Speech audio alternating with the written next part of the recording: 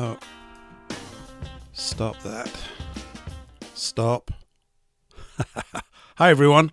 Welcome. Lots of little things going on tonight. Turn that thing off like this. Hi, everyone. Like this. Hi, everyone. Welcome. It's Thursday evening. It's the last day of April. Good grief. Can you believe it? It's all gone really rather marvellous, actually. Anyway, it's Paul English Live number 137. Hello, and welcome to the show.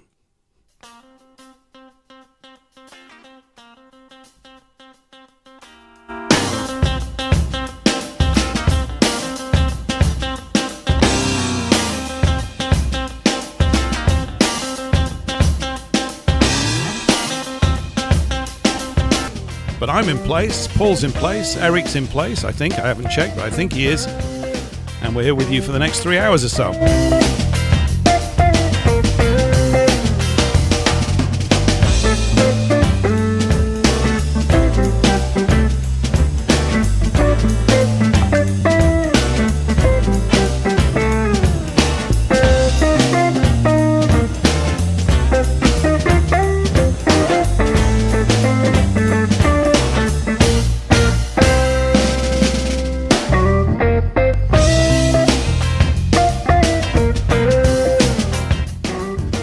Coming up in hour 3, Monica Schaefer, and I think we're going to have a guest for hour 2 at 9 o'clock. Coming up in about an hour's time. I'll tell you more momentarily.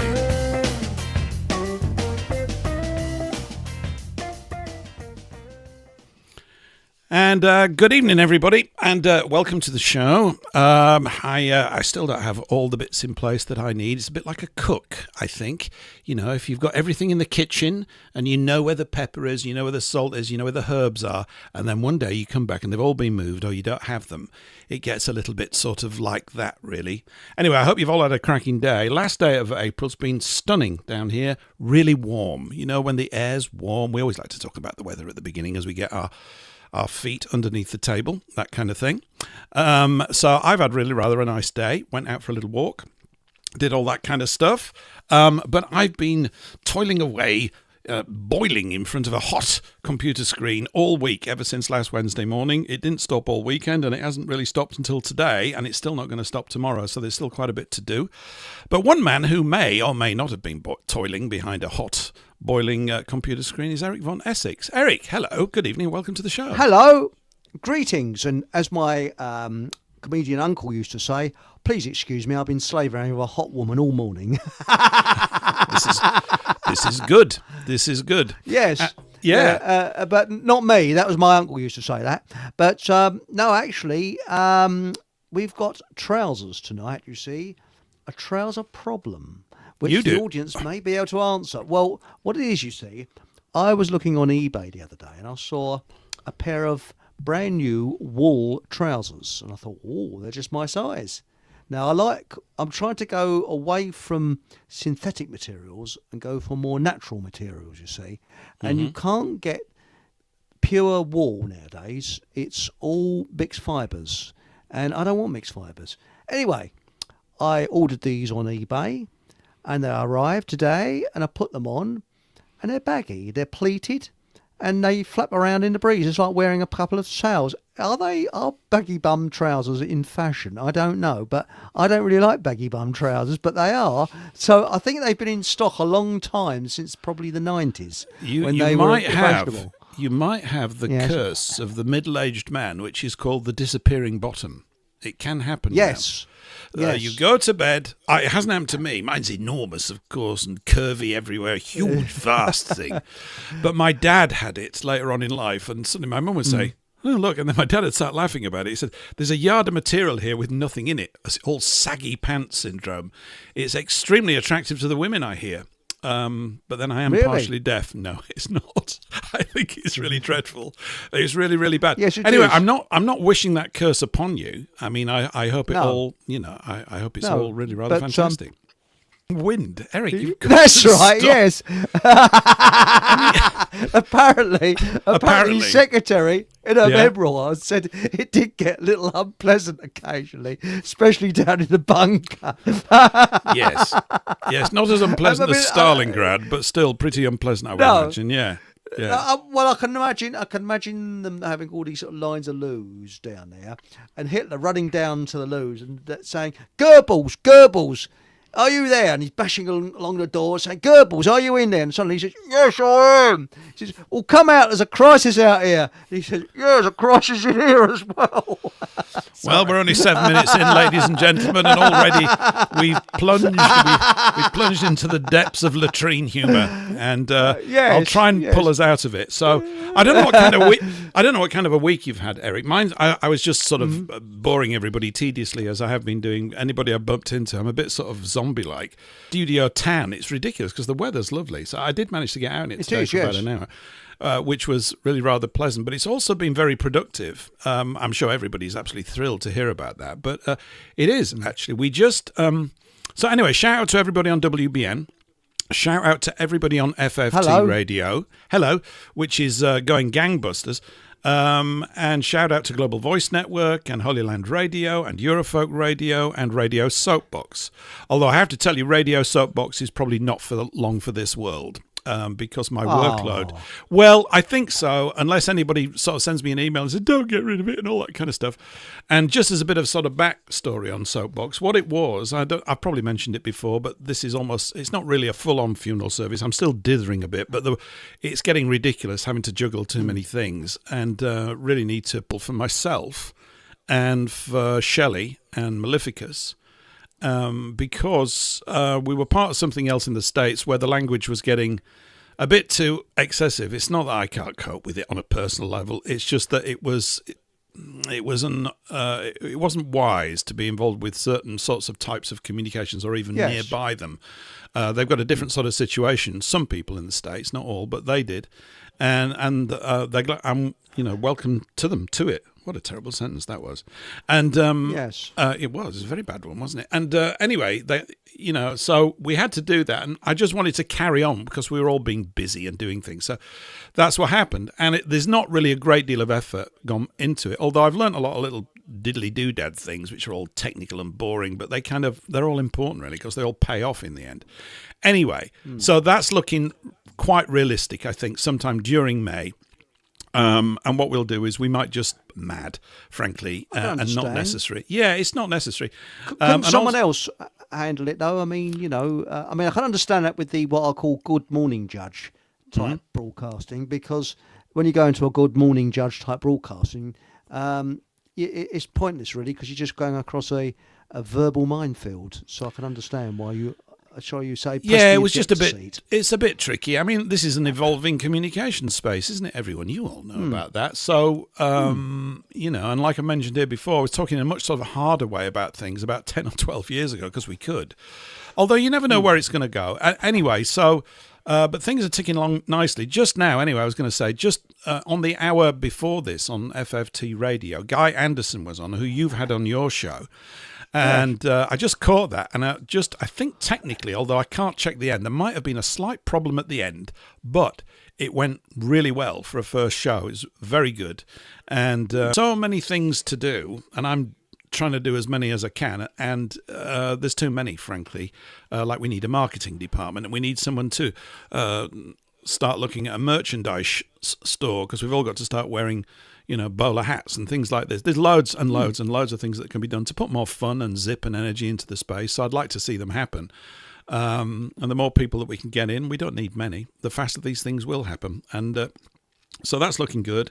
We've also got Victoria Rickson, who I had on the show here about 3 or 4 weeks back, the midwife lady. She's all tooled up. She's got a microphone and all that kind of stuff. So if you're listening, Victoria, well done. I think I'm due to sort of spend some time with her tomorrow, bringing her online and getting it all sorted out. So the more people I train with this, the better. There's a guy called Andy Thomas who's going to be doing a show once a fortnight. That's going to be fun on a Sunday. Andy. I know Andy. Yeah. Do you? He does a lot of speaking, doesn't he? He does a lot of speaking. He does, yes. Yes. I don't know. Till 7, I think, but if he gets his lungs up, he might go for a couple of hours and take it right up to 8 o'clock on a Sundays. So that's looking cool. Nice.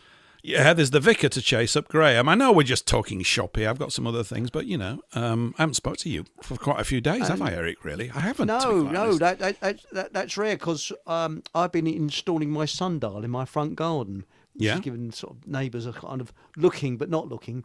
And yes, I may show it on my show on Sunday. Right. A picture of my sundial. So that's coming up. And I'll tell you something else for Food for Thought Radio. Two things. One is people that notice good bargains in shops.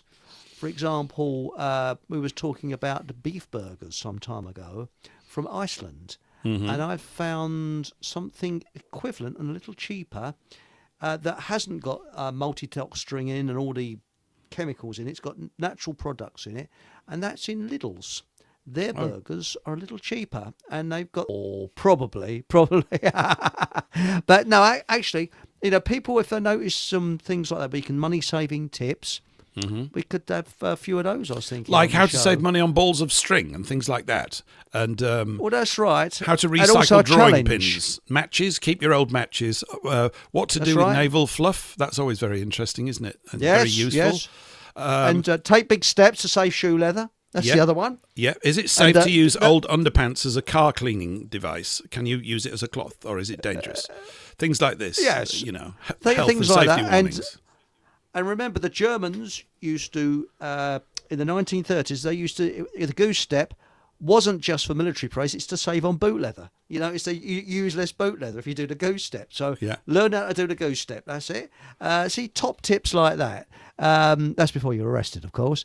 But no, seriously, I was thinking of also a challenge, because people think that organic food, natural food is expensive.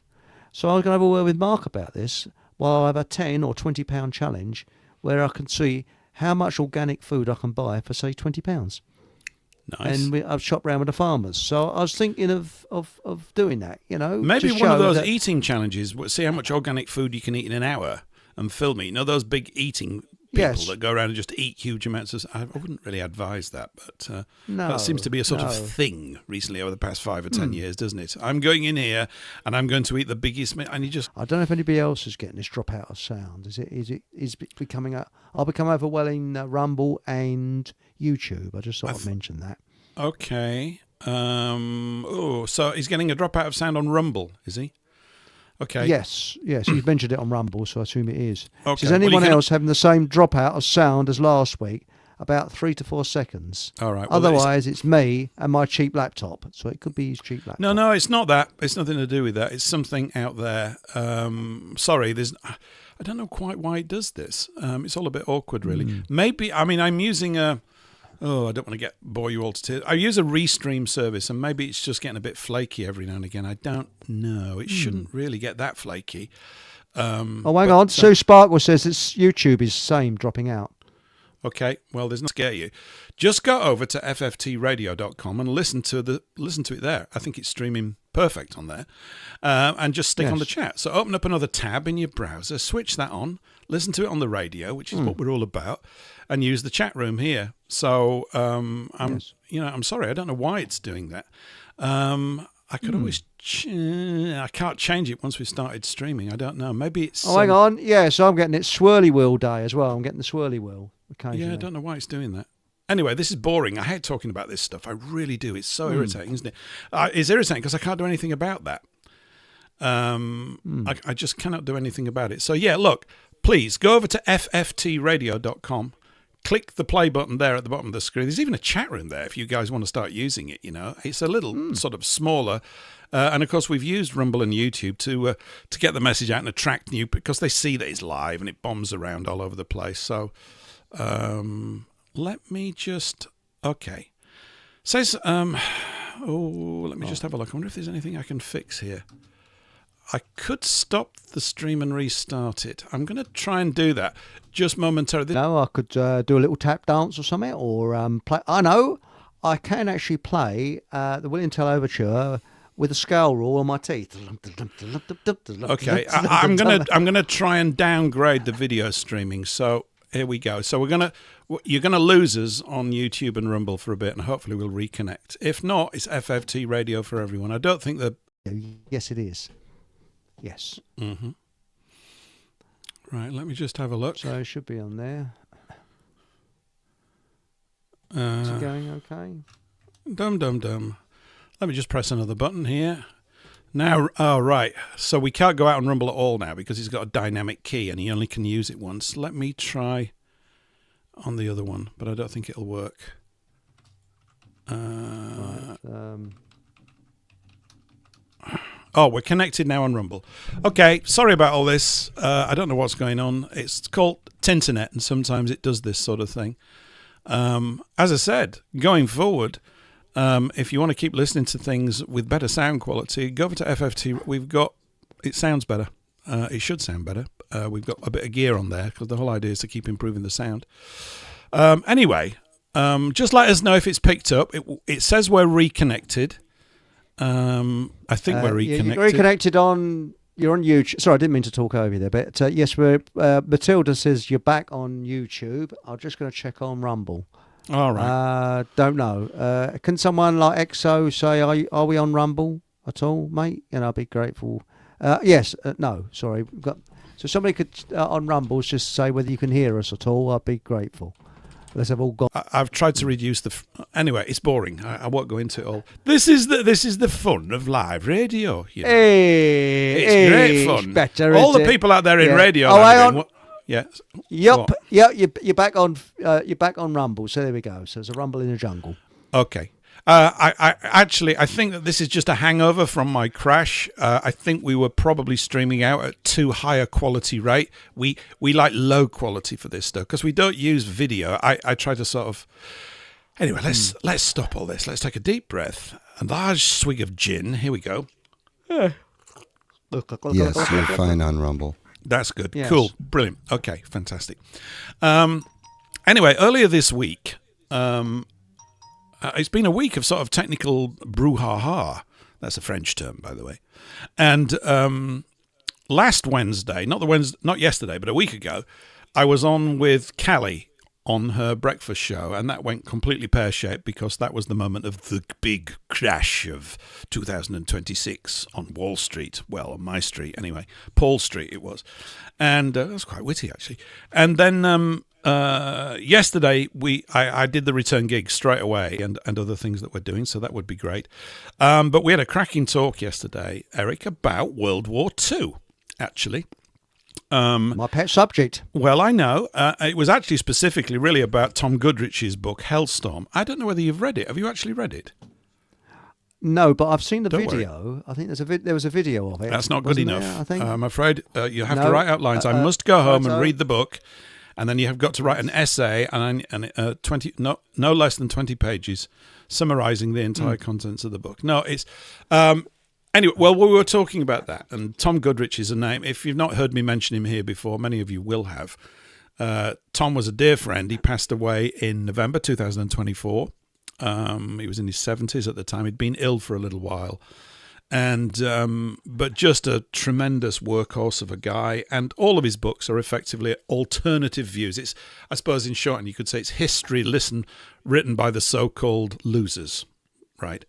And it gives you the other side of the story. So, for a breakfast morning show, talking about that's quite game of Callie. I thought it was pretty good fun, actually, and because it's quite a heavy topic. It can be. Start your day with some talk about death and destruction and the whole destruction of Christendom between 1914 and 1945. Although, as many of you know here, it's carrying on.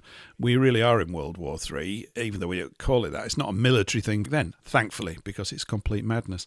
But it was, a wonderful little chat. And the thing about being on with other people every now and again, and I do feel a bit sometimes like a radio tart, have gob, will travel. But it does introduce you to new clutches of people. And her second guest who was on, Wayne, I think it was just talking about the whole of the control of the National Health Service, some amazing stuff in there, really, and the use of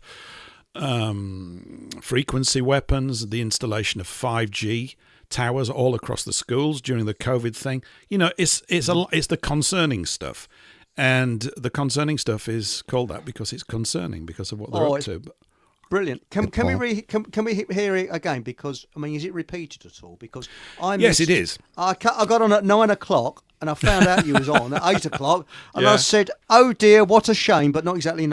And It's much easier when you're the guest. Seriously, everybody, I'm not making excuses. Oh, it is. Yes, I am. I'm making excuses. It is easier when you're the guest. It is. It's just because you're waiting to be asked, or you're nudging and you're doing certain things, and you play. But it's good discipline to do both, I think, in many ways. There'll be a return gig, and I'm hopefully going to. Yeah, Paul.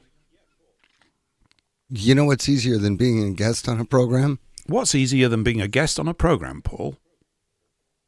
Being the engineer on a program, because you don't even have to talk if you don't want to. And just to let you know, I thought Rumble was up, but it is repeating like the same 4-minute bit of audio, and then it goes dead, and then it starts over again. So I can't do anything. Go to fftradio.com, pick up the audio there, because the chat on Rumble is working famously. Yeah. Okay, so they might not have heard it. I'll put a message on there. Just type into Rumble, say, please go to fftradio.com. Things do happen from time to time, and this is one of those times, so bit of a pain. There we go. I'll have to upgrade my services, Paul, won't I? I could do with one of those little engineers in the corner and a big stick and just hit them over the head when things break and go, fix this now, immediately. But you need some engineering monkeys. You do. Yeah, well, I do. Well, all you have to do is have sufficient bananas. I know. I just bought loads of bananas today for the monkeys that live with me in the house. Thanks, Eric, for the message. So a little bit cleverer than you, which is not too difficult. Do not forget the chainsaw monkeys, because those guys can climb the tree with one arm and cut the limb off with the other. So I'll tell you what, Paul. Speaking of saws, I went out to a place called B&Q. I probably shouldn't have said that. They didn't do anything wrong, but I wanted to, those arboretum saws, or those big branch saws, single-handed branch saws, I wanted to go and get one. So I thought, I'll go and have a look at it first. I'd seen it online, so I go over to the store, go in, and I said, have you got these saws? I said, oh, we can't sell them in the store. I said, why is that? No, we can't. You've got to buy them online. I said, why? Well, he never gave me a proper answer. I'm assuming they're too dangerous.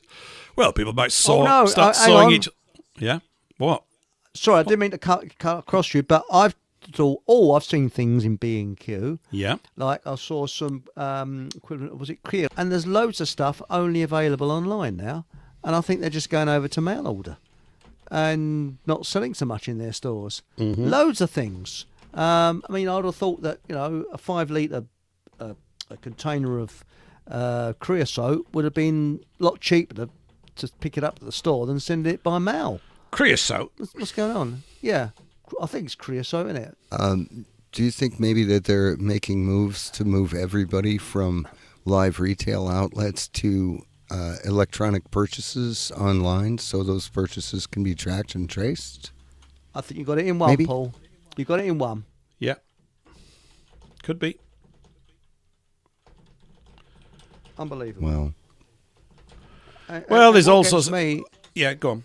You get a problem on Rumble, by the way, so please keep there in the chat. It seems to be going okay. I just love talking technical mayhem during a show. It's fantastic. Anyway, where were we? Back to the sort of thing. Yeah, anyway, it was a really good discussion about the whole thing. And, of course, the reason I was talking about this thing about being a host and a guest is when I'm in this sort of role, I don't want to sort of tee off about that stuff all the time. And yet it's fantastic to talk about. And it reminded me of so many things. And of course, immediately after the show, I'm going through all my books, which didn't. That's one thing with books; they don't break like a hard drive. Of course, they can go up in flames if someone sets fire to your house or something. So you be careful about that. There's always a danger. There's always something to worry about, isn't there? But so much stuff, and I've felt but being acquired, by a sort of really knowledgeable and a curious crew of people spread across Tinternet, of which I was one, still am, and it had a lot of relevance, and it still does, of course, because we're still very much living in the shadow of that. But what we're facing now on a day-to-day basis is on a much vaster scale, it seems to me, because it's so subtle, and it's so insidious, and we seem to not have anybody available in the so-called positions of power. Not that I'm expecting these people to be available, but we don't seem to have anyone who stands up. And, I was listening to some sort of political exchange earlier in the week about something or other, and they were just talking about why Sir Keir Starmer's bad and all these other people that are bad. They're all bad, right? But the thing that really strikes me is that the body of politicians here, I don't know what it's like in the States, but the great mass of frank and free discussion and debate, people's grievances could be expressed through their MP. Look, I know what I just said, right? But that's the idea, isn't it? That's the idea that you're supposed that's supposed to happen. And I think at some point, really through the 70s and the 80s, and probably into the 90s, it used to happen. There used to be people who could actually talk in public and would express a contentious view and be able to sort of garner agreement in the moment, which is ultimately not worth a great deal, I suppose, but it felt good at the time. There's literally nothing. They're all absolutely ridiculous. I was on with Ria Bowe this Sunday. And we just talked very briefly about the supposed passing of facial recognition and all this ID card crap. And there was some woman, I don't know who it was, but Ria mentioned it on the show, some British lady politician who said, this is so fantastic. I mean, that was the gist of it. It's like, with people like that, with brains in such a soggy and useless condition, I don't know what we are supposed to do. I mean, the whole government politics thing is a revolting space.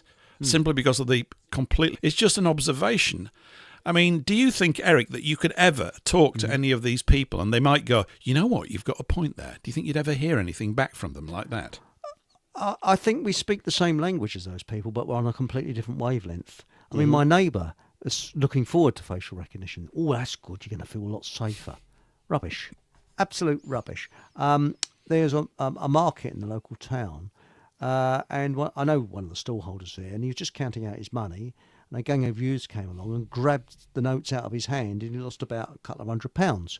Right. They scarpered down an alley. And there's security cameras here, there, and everywhere, and all the security cameras were in the wrong direction, and all you could see is the rear end view of them, or them with their hoods up. You didn't see a facial view of them. Isn't that amazing? Mm-hmm. The camera was facing down the alley where they was running away from the camera, not the other way, where you'd think people will be running from the market. So that's logical, and I think it's really quite honestly this facial recognition. The big problem is people don't actually react to things unless it hits their pocket, and that's the problem. And for example, these pollution cameras that they've got. Yes, there's people actioning for saying something naughty on Facebook or something like that. That's what's going to happen. Well, one of the ways that they make lunatics safe is they put them in a straitjacket, don't they? Well, that's what they're doing to us. In other words, people that want more and more safety, it's like, how much do you need? Apparently, it's an infinite requirement to feel safer. What does that mean? Feeling safer? Oh, yes. Security cameras. It's mad. Did you know it says for your safety there is security cameras? Does that mean the roof's going to fall in on your head if the security cameras? How did Victorians get on shopping without a security camera? I don't know. Did things fall over on them? But what gets me is that it's always issued as for your safety. It's bovine excrement, excuse my language, because you'll always know that when it's for your safety, that means it's Big Brother every time. And it's sneaked in. But look at it from another point of view. If government is as good as they say they are, we would be living in utopia now. Why not? Because when you look through generations, the only generation that possibly had it good was the ones in the 60s where they could walk from one job to another and things were getting better. But that was for a very, very seasoned troops. And if someone was in the front line, they kept them there. And the reason why is they didn't want them to be a burden on the system after the war if they were injured, so it's better to kill them off. That is a fact. Yeah. So we had euthanasia during World War II, and people knew it. It was in your face. But when you look through the times, the 50s was a miserable time as people had it difficult. The cost of a chicken was a week's wages. And people were hungry. They didn't starve to death, but they were hungry because rationing was worse after World War II than during World War II, because we had to feed Germany. America wasn't interested until the Marshall Plan came in. And then the 60s, yes, that was a little brief area of... Or better than it ever was. I'm serious. I just think we're told this. It's like they could say there's a problem with something and it'll be all bigged up in the media, right? Now, many people, the bulk of people, are a substantial mini minority, majority, like 40 or 50% almost instantaneously believe this stuff, right? The event itself that they're describing does not even had to have taken place. It just doesn't. The mere fact that they've got the idea over into someone's heads and their imagination goes and they get anxious is achieving exactly the result that it's supposed to do. Oh, we've just had a war with so-and-so, we're having another war. We've no way of knowing. I'm not saying that these things don't take place at all, but the scale of the reporting and everything is just a complete, I hate saying psyop. It's just the theatre that they're writing all the time. They don't have to do 1/10 of the things that they actually say are plaguing us. They don't even need to be taking place, do they? I mean, they just don't.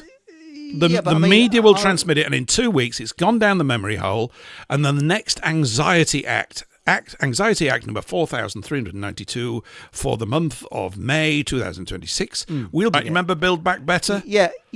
What are you talking about?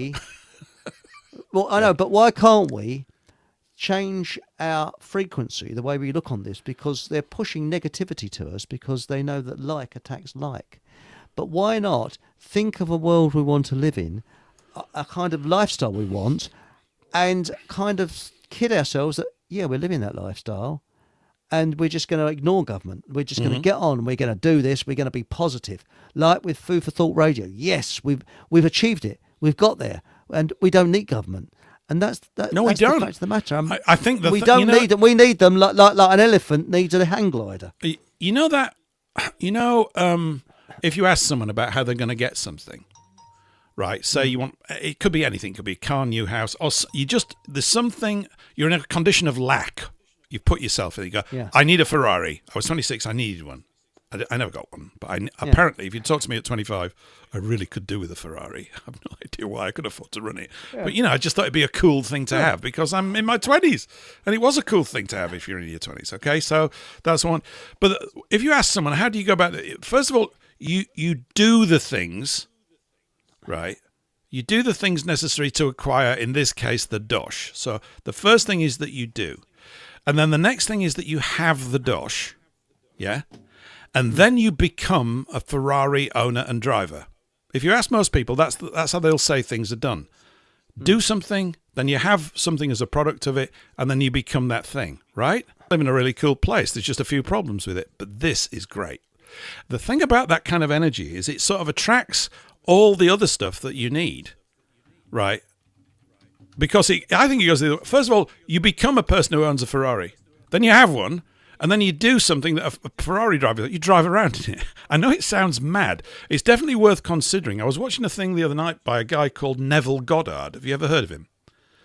There's a lot of he's a hero. I know him. I've read a lot of Neville Goddard. He is fantastic. Unfortunately, he died, didn't he, recently?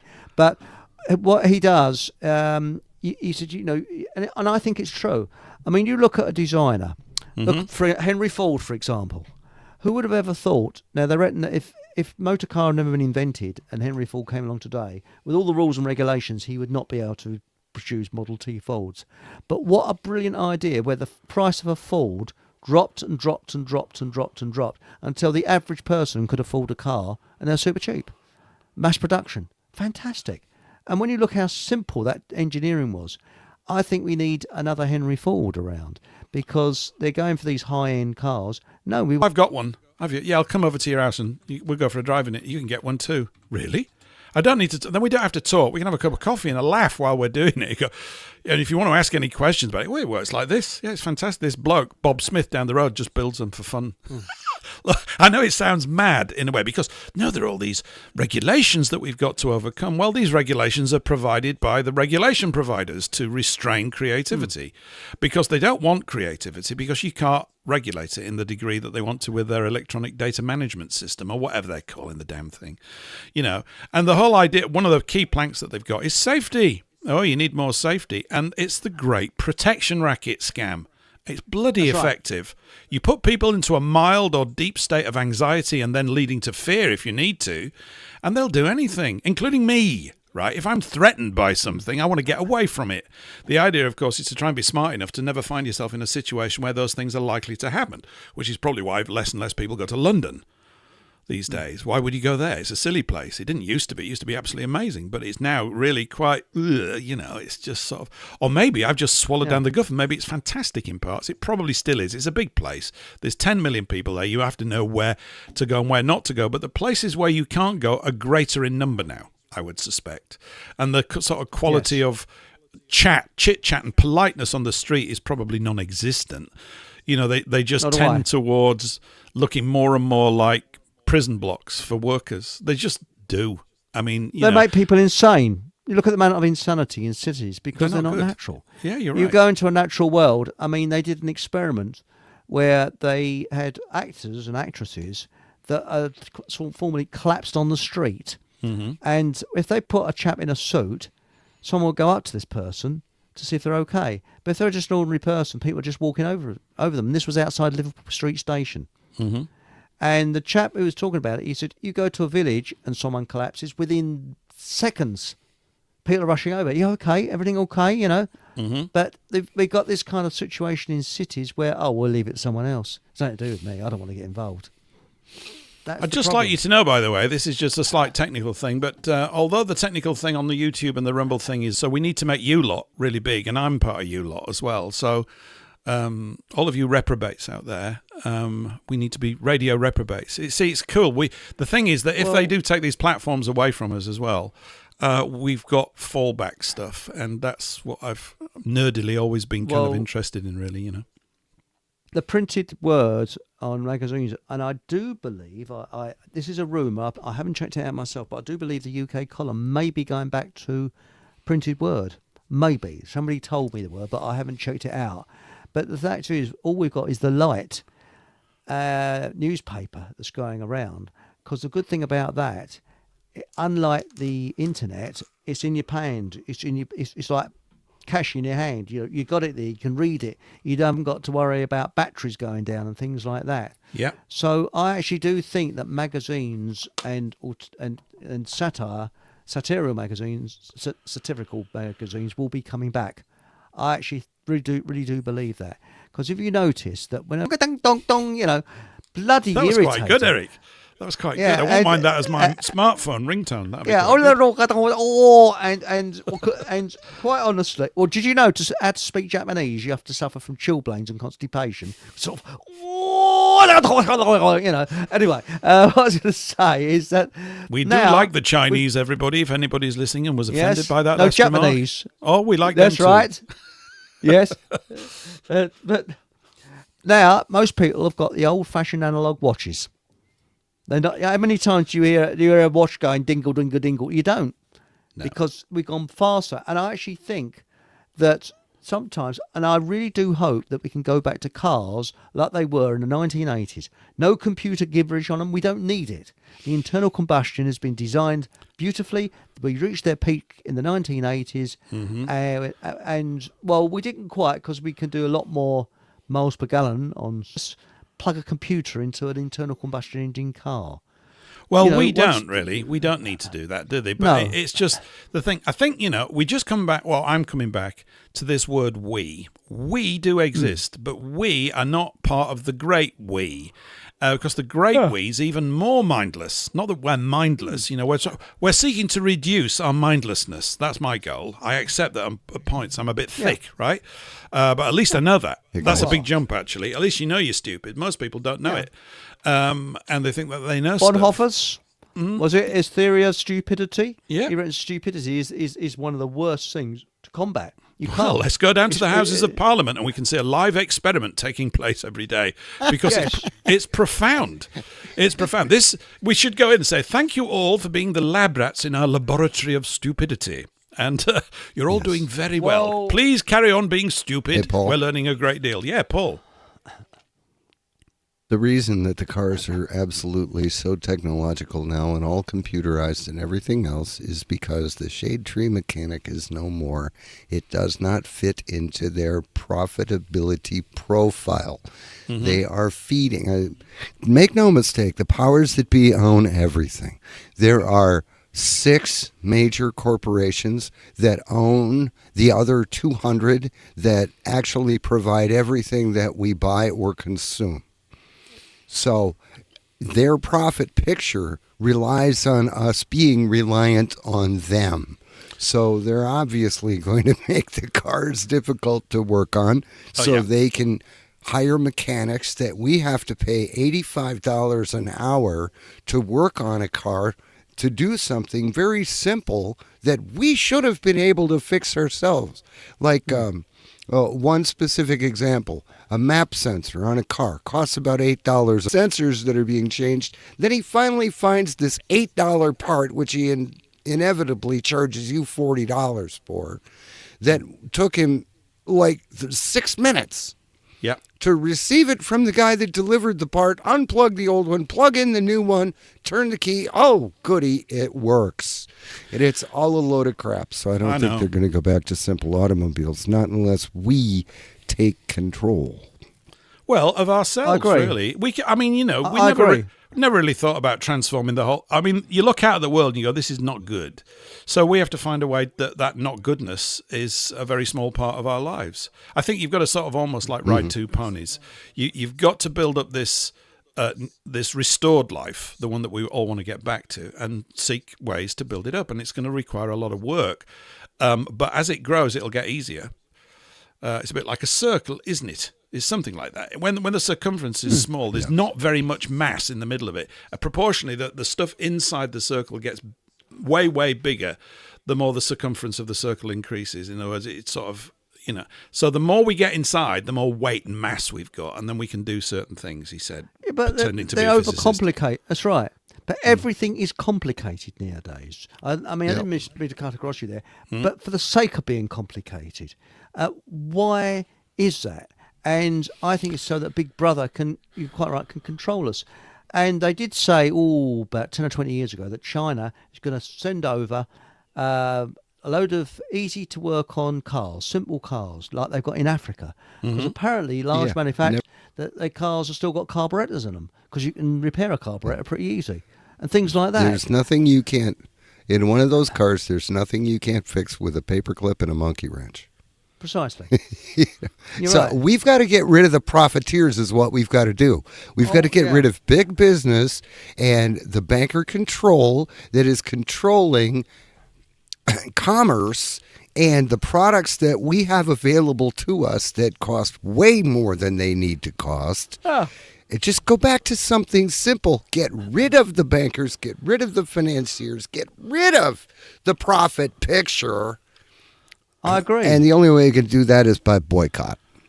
Yes. Well, I don't know. Maybe that's one thing. I think, organizing us in large groups effectively is a project in itself. In fact, it's almost a bigger project than doing the task. If you can actually get people together in line with stuff, and it is like herding cats. I include myself as a cat, by the way, at times.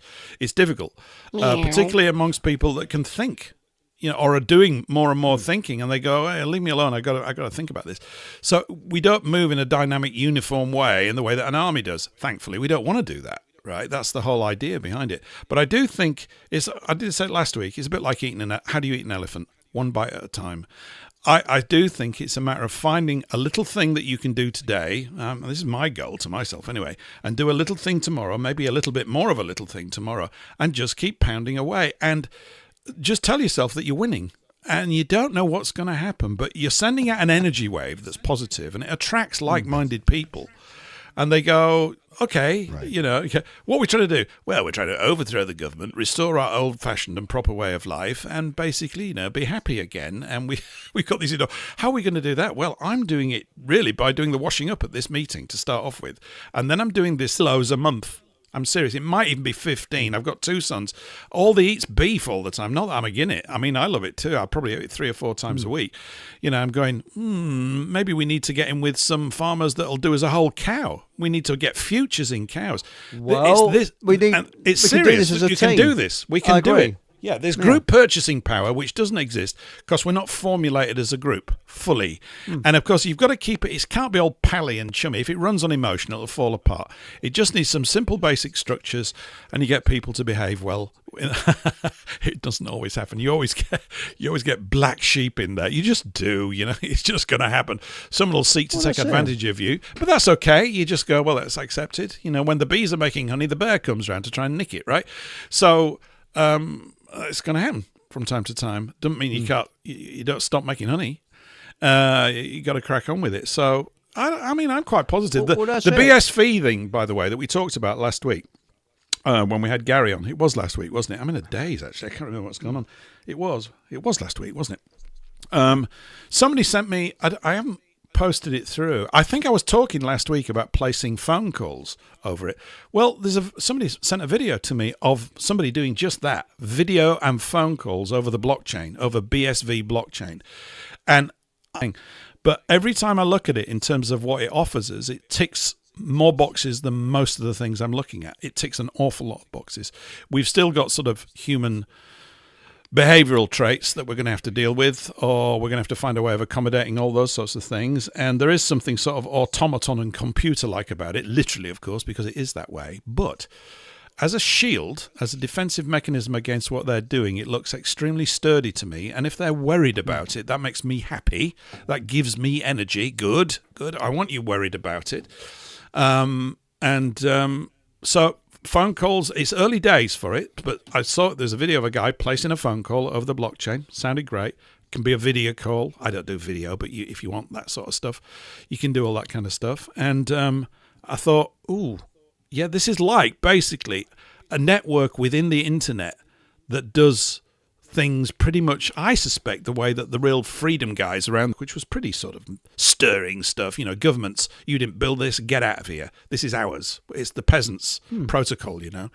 And that stuff, of course, deeply appeals to me, which means I might be a sucker. I don't know. But it still does. It does appeal to me because I think you've got to have a positive out there to sort of cleave to. I agree. I think we can work a lot of stuff out. I mean, there's a farm. Was it Radcliffe Farms? I don't know if I think so. I don't know if Bullrat Farmer knows them at all. Well, but you might be able to ask him in a mince and few stuff. minutes, Eric, because he's due to join us. Oh, excellent. Because I'd like to ask him. Because you know, if there's people like Syndicate, if they don't live too far from each other and that. I was going to sort of arrange something that we all chip in a bit and buy a load of mints. Hello, you know, have you got any mints? Sorry. Well, when I was saying that about there's lots to do, there's just loads of their bosses. Apart from which, the ideology in the civil service, they're all Marxists now. They're not like the old-fashioned civil service that believed in Britain and stuff. They've all come out of these Marxist indoctrination centres. The long march through the institutions has been effective. It's a Fabian tactic, and it's worked, unfortunately. And so, I mean, I heard Liz Truss. Everybody thinks I'm a fanboy. Okay, I love her. But she was just talking about their worldview. Anyway, hang on to that thought, because we're nearly at the top of the hour. You're listening here to Paul English Live on fftradio.com. Yay. Oh, there's Mark coming in. Let me just bring him in. Oh, Mark. Paul, good evening, sir. Good evening. Hello. Everybody Hello, in the chat, can you hear him? Because he's coming on Telegram. Mark, we're just about to play a song. So if you just hold the line and you'll hear the song, and then we're going to bring you on for the beginning of hour 2. Yeah? How are the chickens? Look forward to it. Cool. Oh, time. I think it's very appropriate. We'll be back after this, everyone.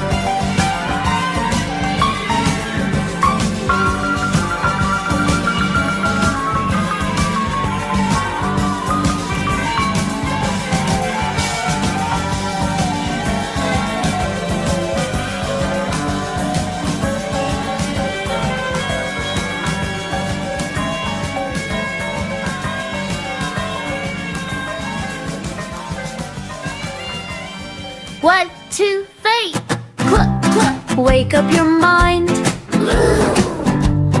Fill up your day. Oink, oink, oink. Smart little bites that brighten your way.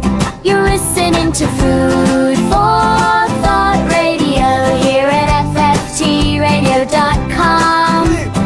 Food for Thought Radio here at fftradio.com. Indeed you are. I thought I'd just throw that in. Mark, hello. Can you hear us okay? Absolutely, sir. How are you? Anyway, Mark. I mean, you're. I was just going to say, Eric, sorry to sort of jumping over you there, but That's okay.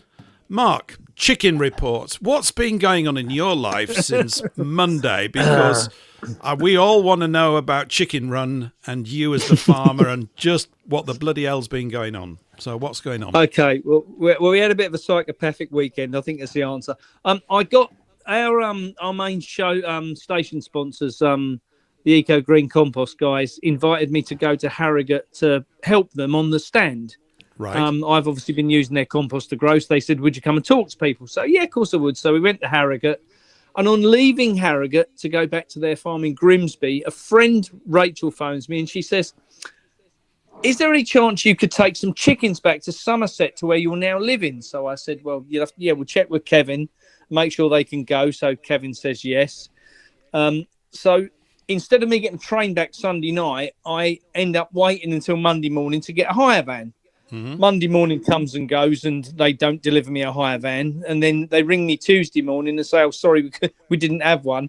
Can you come and collect one today? So after loads of fecking about, I end up in Grimsby to pick up a van that still isn't there.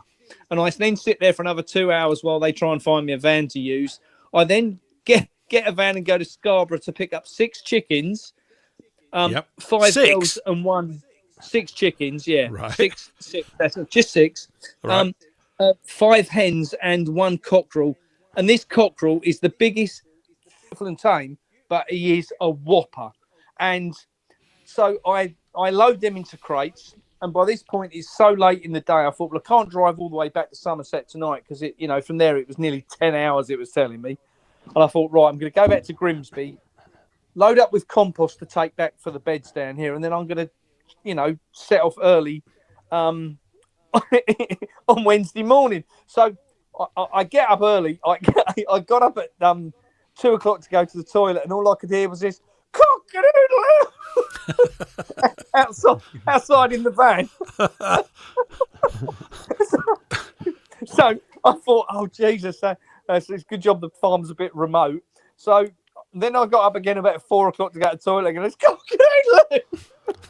And then all the chickens started, and of course it was daylight, and I'd got the back doors of the van open to give them some air. Yeah. And the chickens are all like, oh, you're very good at that, Mark. We'll have to do some more impersonations. That was bloody good. You had me going there. The funniest bit was when we were driving home, and I came across country, so I thought, I don't want to go, down the motorways and so forth. I could have come across country.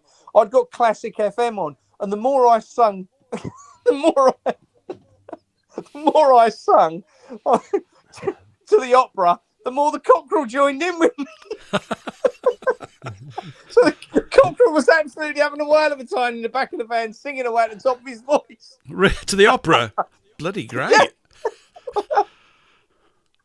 Blimey. It was proper. In Somerset is a bit like one of those, it's like a glitch in the Matrix. Yeah. This place shouldn't exist. Everything says it shouldn't exist, and everything is just like beautiful here. It's just like a little haven of heaven. So she then drove down yesterday from Scarborough to Somerset to make sure they were settled in. Wow, she must really love those chickens. She does. I can tell you she does. How much is it to buy a chicken now, though? 15. Sorry, I didn't mean to cut across there. No, well, I'll tell you what, they've now got to the point they're about £50-60 a chicken. You're joking. Honestly, really? That's how much chickens are now. If you want to buy a point of lay chicken, these ones are Buff Orpington, so they're a big bird. Yeah. And they give a really beautiful egg. So if you want to buy them now as a layer hen, they'll be about £50. So And is it an egg a day, Mark? Is it one egg a day that they do? One egg. Of eggs. I do like eggs. They're nice. Yes. Wow. What about I get for eating? What about for eating? Well- I mean, Eric. well, the chickens. they're not 50. Well, yeah, the ones that don't lay that you want to have on for dinner. No, well, they're broilers. They're a different type of bird. But if you get a broiler now, if you go to Paul, for instance, who I do the show with on a Tuesday night. The Tuesday nights when I'm not tied up with chickens, that is, because obviously this week the show didn't happen because we were stuck somewhere. I was halfway across the Humber Bridge when the show was going on, and it should have been going on. I was like, oh, this is a bad day. But they those broilers, what they use for for like meat birds, they're like £25 to £30 each now to buy in a shop. Bloody hell! Chickens have That got is really expensive. expensive. We know why, don't you? Because they keep killing them all under this alleged bird flu, which forces the price up and up and up. That's what they're doing. I see. So and what? And do you know Radcliffe Farms? Because he keeps advertising on Facebook, and he's saying he talks a lot on YouTube as well. Radcliffe Farms, do you know of them? Is it Radcliffe or Radmore? Ben. I'm not sure if it's Radcliffe or Radmore. He's in Northampton, I think. Yeah, Radmore. Yeah, Ben. Yeah, he's a lovely guy. He sounds. Yeah, I mean, the thing is I think he does email orders, and he can send it off, and you get it through your letterbox next day or something. Yeah, well, I don't know about through the letterbox, but yeah, unless you've got a big letterbox. If you want to order some manure, they pour it through. Yeah. And he also now does. He's got a farm shop where he opens up occasionally now as well. But he's breeding more and more animals, and there's such a demand for good quality food now. It's untrue. It's absolutely untrue. So, yeah, it's been an interesting week. That's fair to say. That's right. Are you recovered then? Are you recovered now? No. No. Do you know, it took me 7 hours yesterday to drive from this side of Grimsby. Yep. To Somerset. 7 hours. Blimey. Is that your entire stock of chickens then now? These 5 hens and this 1 rooster? Is that it? Well, no, we've also got about another 10 chickens here as well. So we're just increasing the numbers. We're getting ready for food shortages, so we're just like stocking up on everything. Where do you say you live? We're all going to be beating a path to your door for eggs and chickens, aren't we? You better not reveal where you're living. It'll be bad. No. Just you live there in heaven with your chickens. It seems right. We've also I've doubled the size of the veg beds while we've been here as well. We're like putting more and more raised beds in and growing more and more veg. So yeah, it is proper.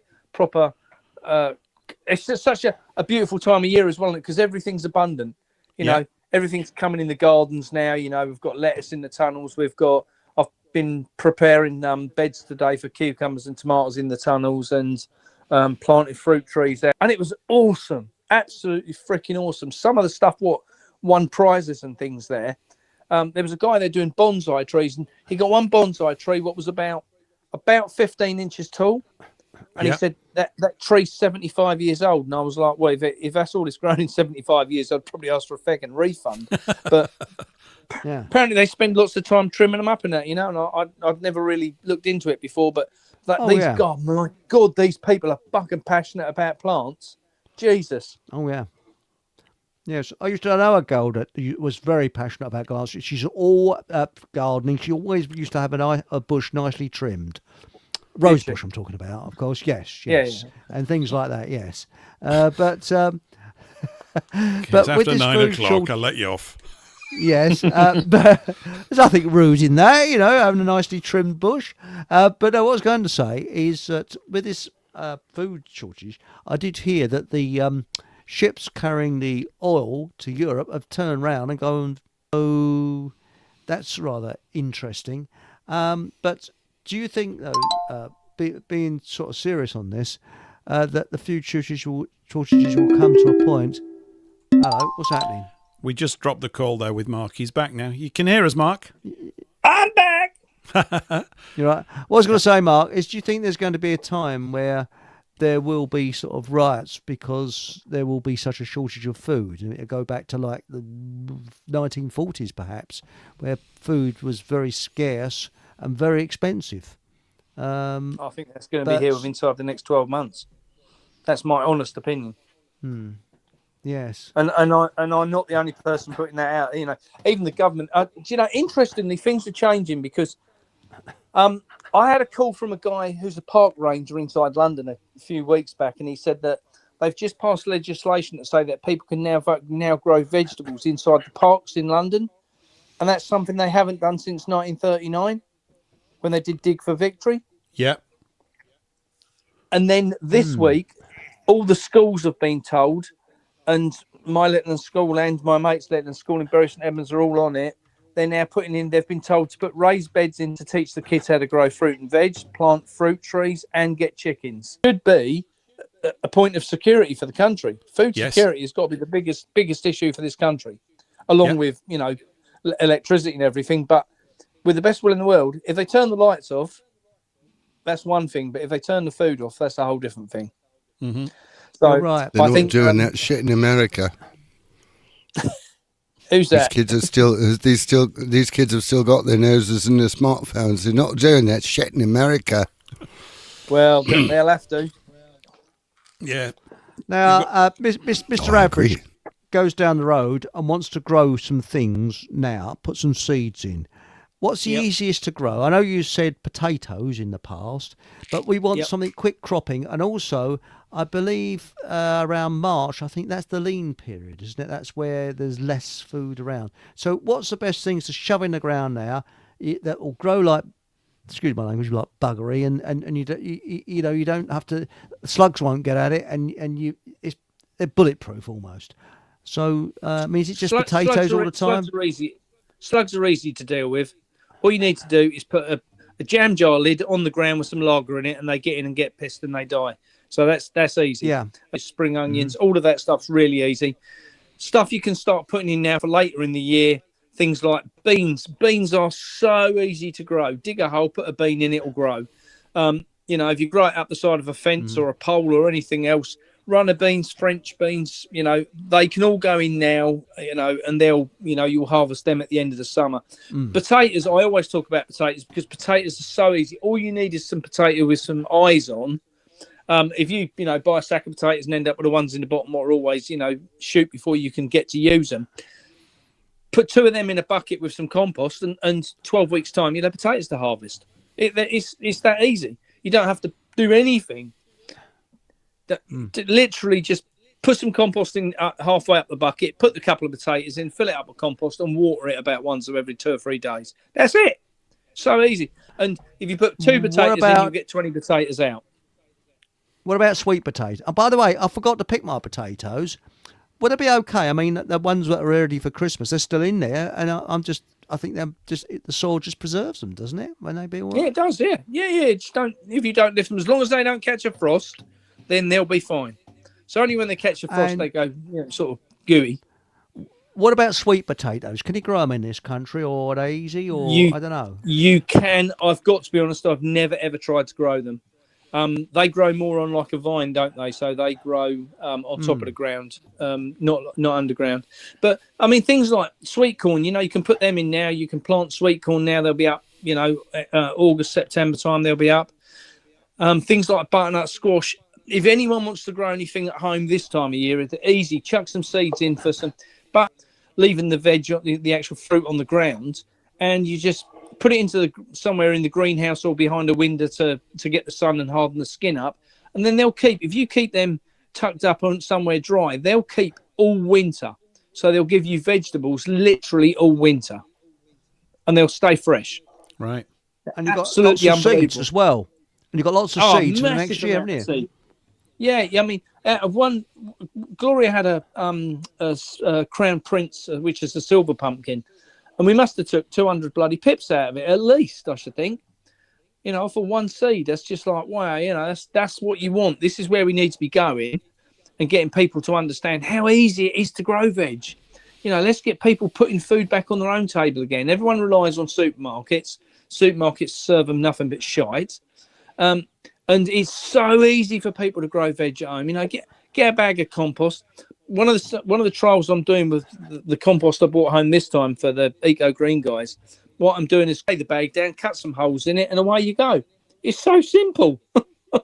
People think it's rocket science to grow vegetables. It's literally child's play. I guess, Mark, you've just got to, it's a bit like losing your cherry. You've got to grow your first one and then you're up and running, right? You got to do it.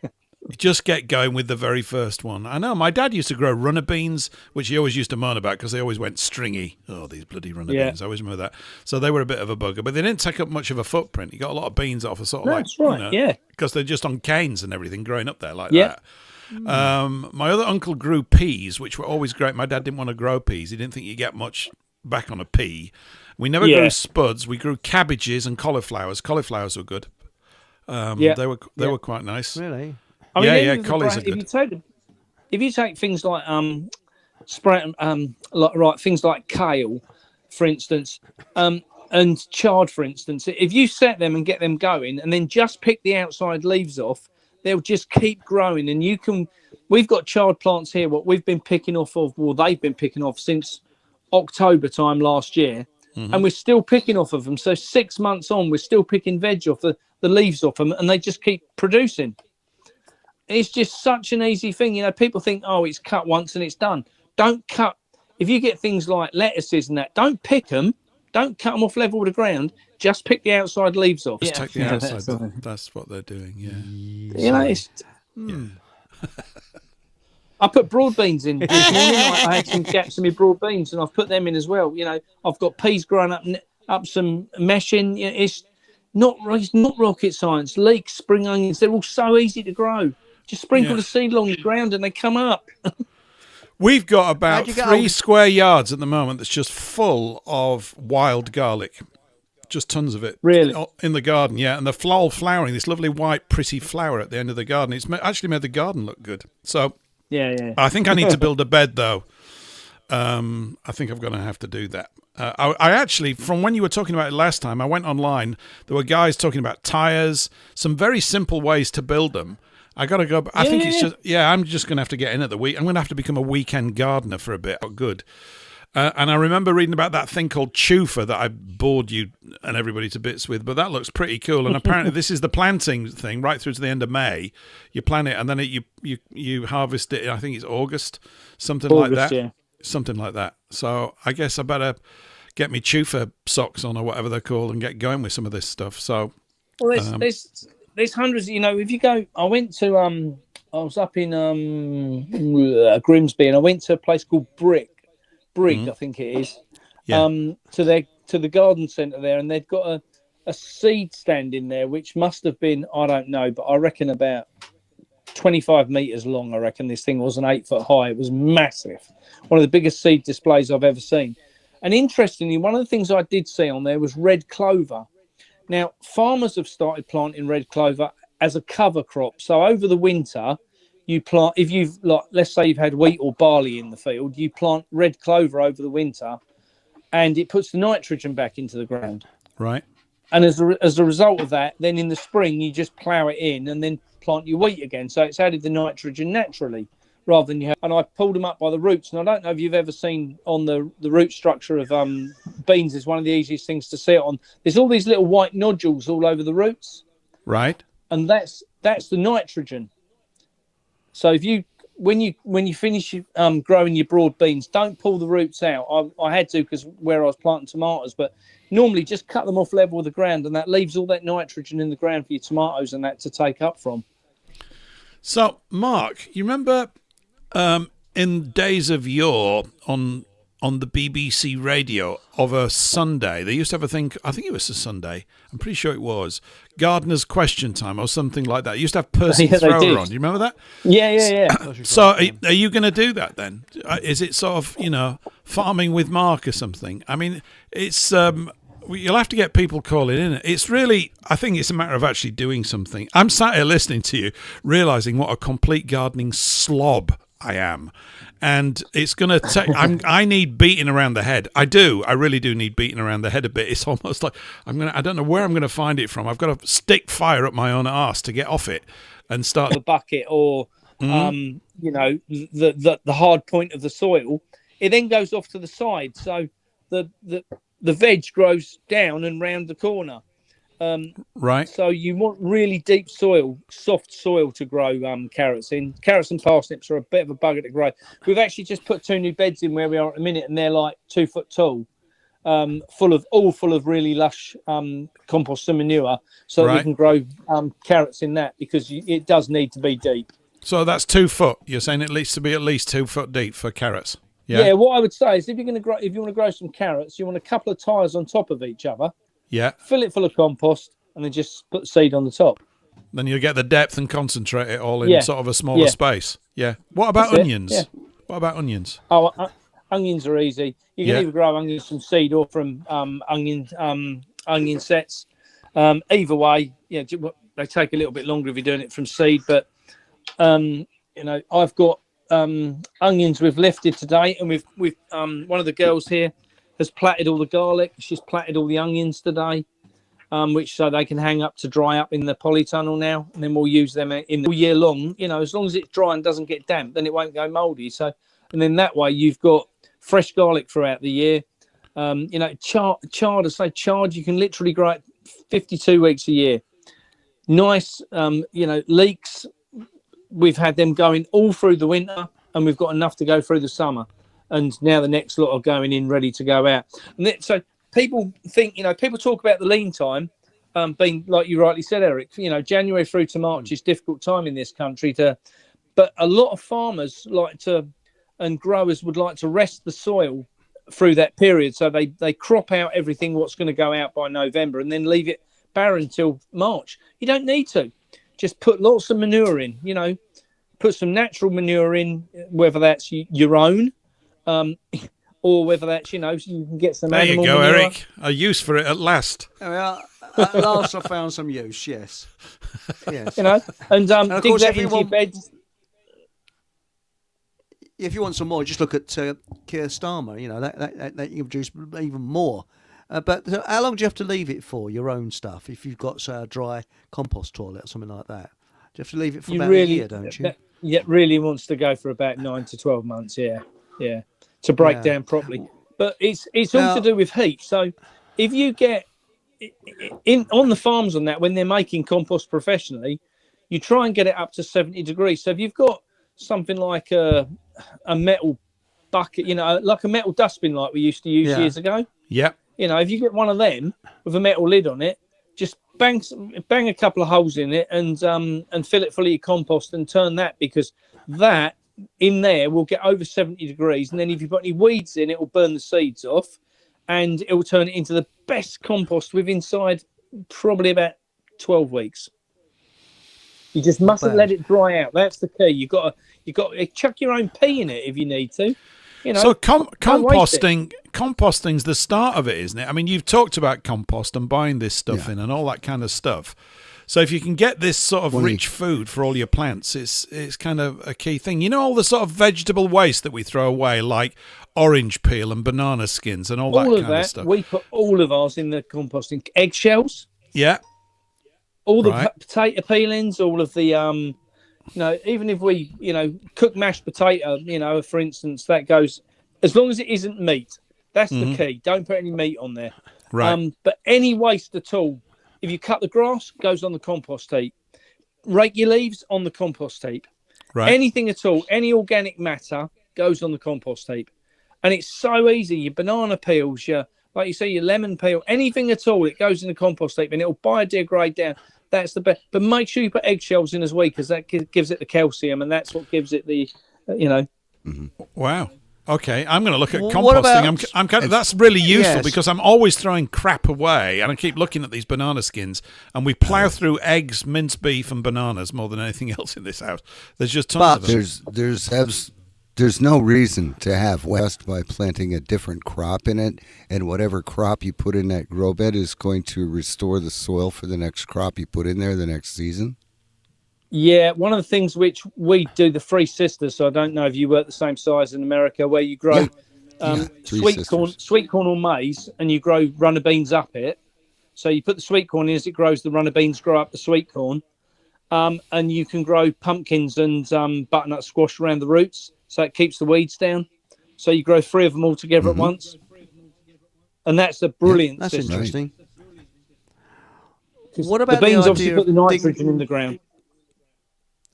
What about the idea of digging a hole and getting a plastic, say, pot and drilling holes, about half-inch diameter holes or less, in this pot? You then bury the pot and put something over the top of the pot, and then put your compost stuff, kitchen waste, into that. Worm where magnets. it'll attract worms, and Worm also, magnet. Yep. and your plants will grow very well around it. But the thing I was going to ask was that about chamomile, because in my front garden I want to grow something nice that I could use. And is it true that you can buy chamomile tea? But I mean, chamomile grows wild everywhere. It's just literally, if you go on the side of the roads, it's everywhere. Really? Chamomile's something that's easy to get. Yeah. What's the best thing? I mean, is, I've got in my front garden. This is what I'm thinking. Something that looks nice, which I can pick like a herb. But I mean, mint doesn't last all year round, but I want something that lasts all year round. That's dumb, isn't it? You know the best one. Do you know the best one? What Gloria's been picking while I've been away? Dandelions, and she's been drying the leaves and the flowers to make tea with, and also stinging nettles. Stinging nettles make a really good cup of tea. But in my front garden, I don't think Yeah, but I'm looking at something that's going to look nice in my front garden. I don't think stinging nettles and dandelions would. There's so many herbs. As far as Go on, guys. As far as composting, I have plants growing in my house. I have berry bushes, and I have comfrey, and I have various plants that I'm growing in the house, and I'm having leaves that are drying up and they're falling off. So I gather up those leaves and I put them in a bucket, and I'm actually brewing my own compost tea, so I can use that as a supplement for the azolla and the duckweed and stuff, the water-based plants that I have growing as well. So I'm using the soil-based plants to generate the compost fodder to generate the tea that I'm using to feed the water-based plants. It's all kind of like this circle of life thing going on in my living room. But stinging nettles and comfrey and borage, them three particularly, are fantastic for soaking in water to get nitrogen out of. They're absolutely brilliant for that. Like you say, you brew them for about 12 weeks, just put them in underwater, and then liquidize that down 10-1, when it's kind of, the tea is brewed, as to say. Take the water out, and that's the best nitrogen you'll get, and it's free. I just can't. And people say, "Oh, all these stinging nettles, Eric, borage and comfrey got the most beautiful blue flowers on them." Oh, comfrey then, right? Okay, I'll shove them in. Comfrey and borage have some of the most beautiful flowers. The bees love them. One of the other things I've done, they grow very high. I've grown a lot of sunflowers this year. What's that? You had mentioned earlier urinating. Do they grow very high? Yeah, we save all our pee and put it on the compost heap. Right. Yeah. What you do? It's 20% urine, 80% water, right? Yeah. It's 20% urine, 80% water. Otherwise, right. Okay. Otherwise, you've got too much, and it'll burn it off. But if you water it down, and then that'll help build up the natural bacteria, which then breaks down the compost. There you go. Yeah. The trouble is, I water my plants with watered down pee, and it attracts flies like you'd never believe. So don't water near your house because you'll be plagued by flies. But what I was going to say is, borage and comfrey, do they grow very high? Because I want something that's ground cover, you see. That's the thing. They'll only grow to about 18 inches tall. 18 inches tall.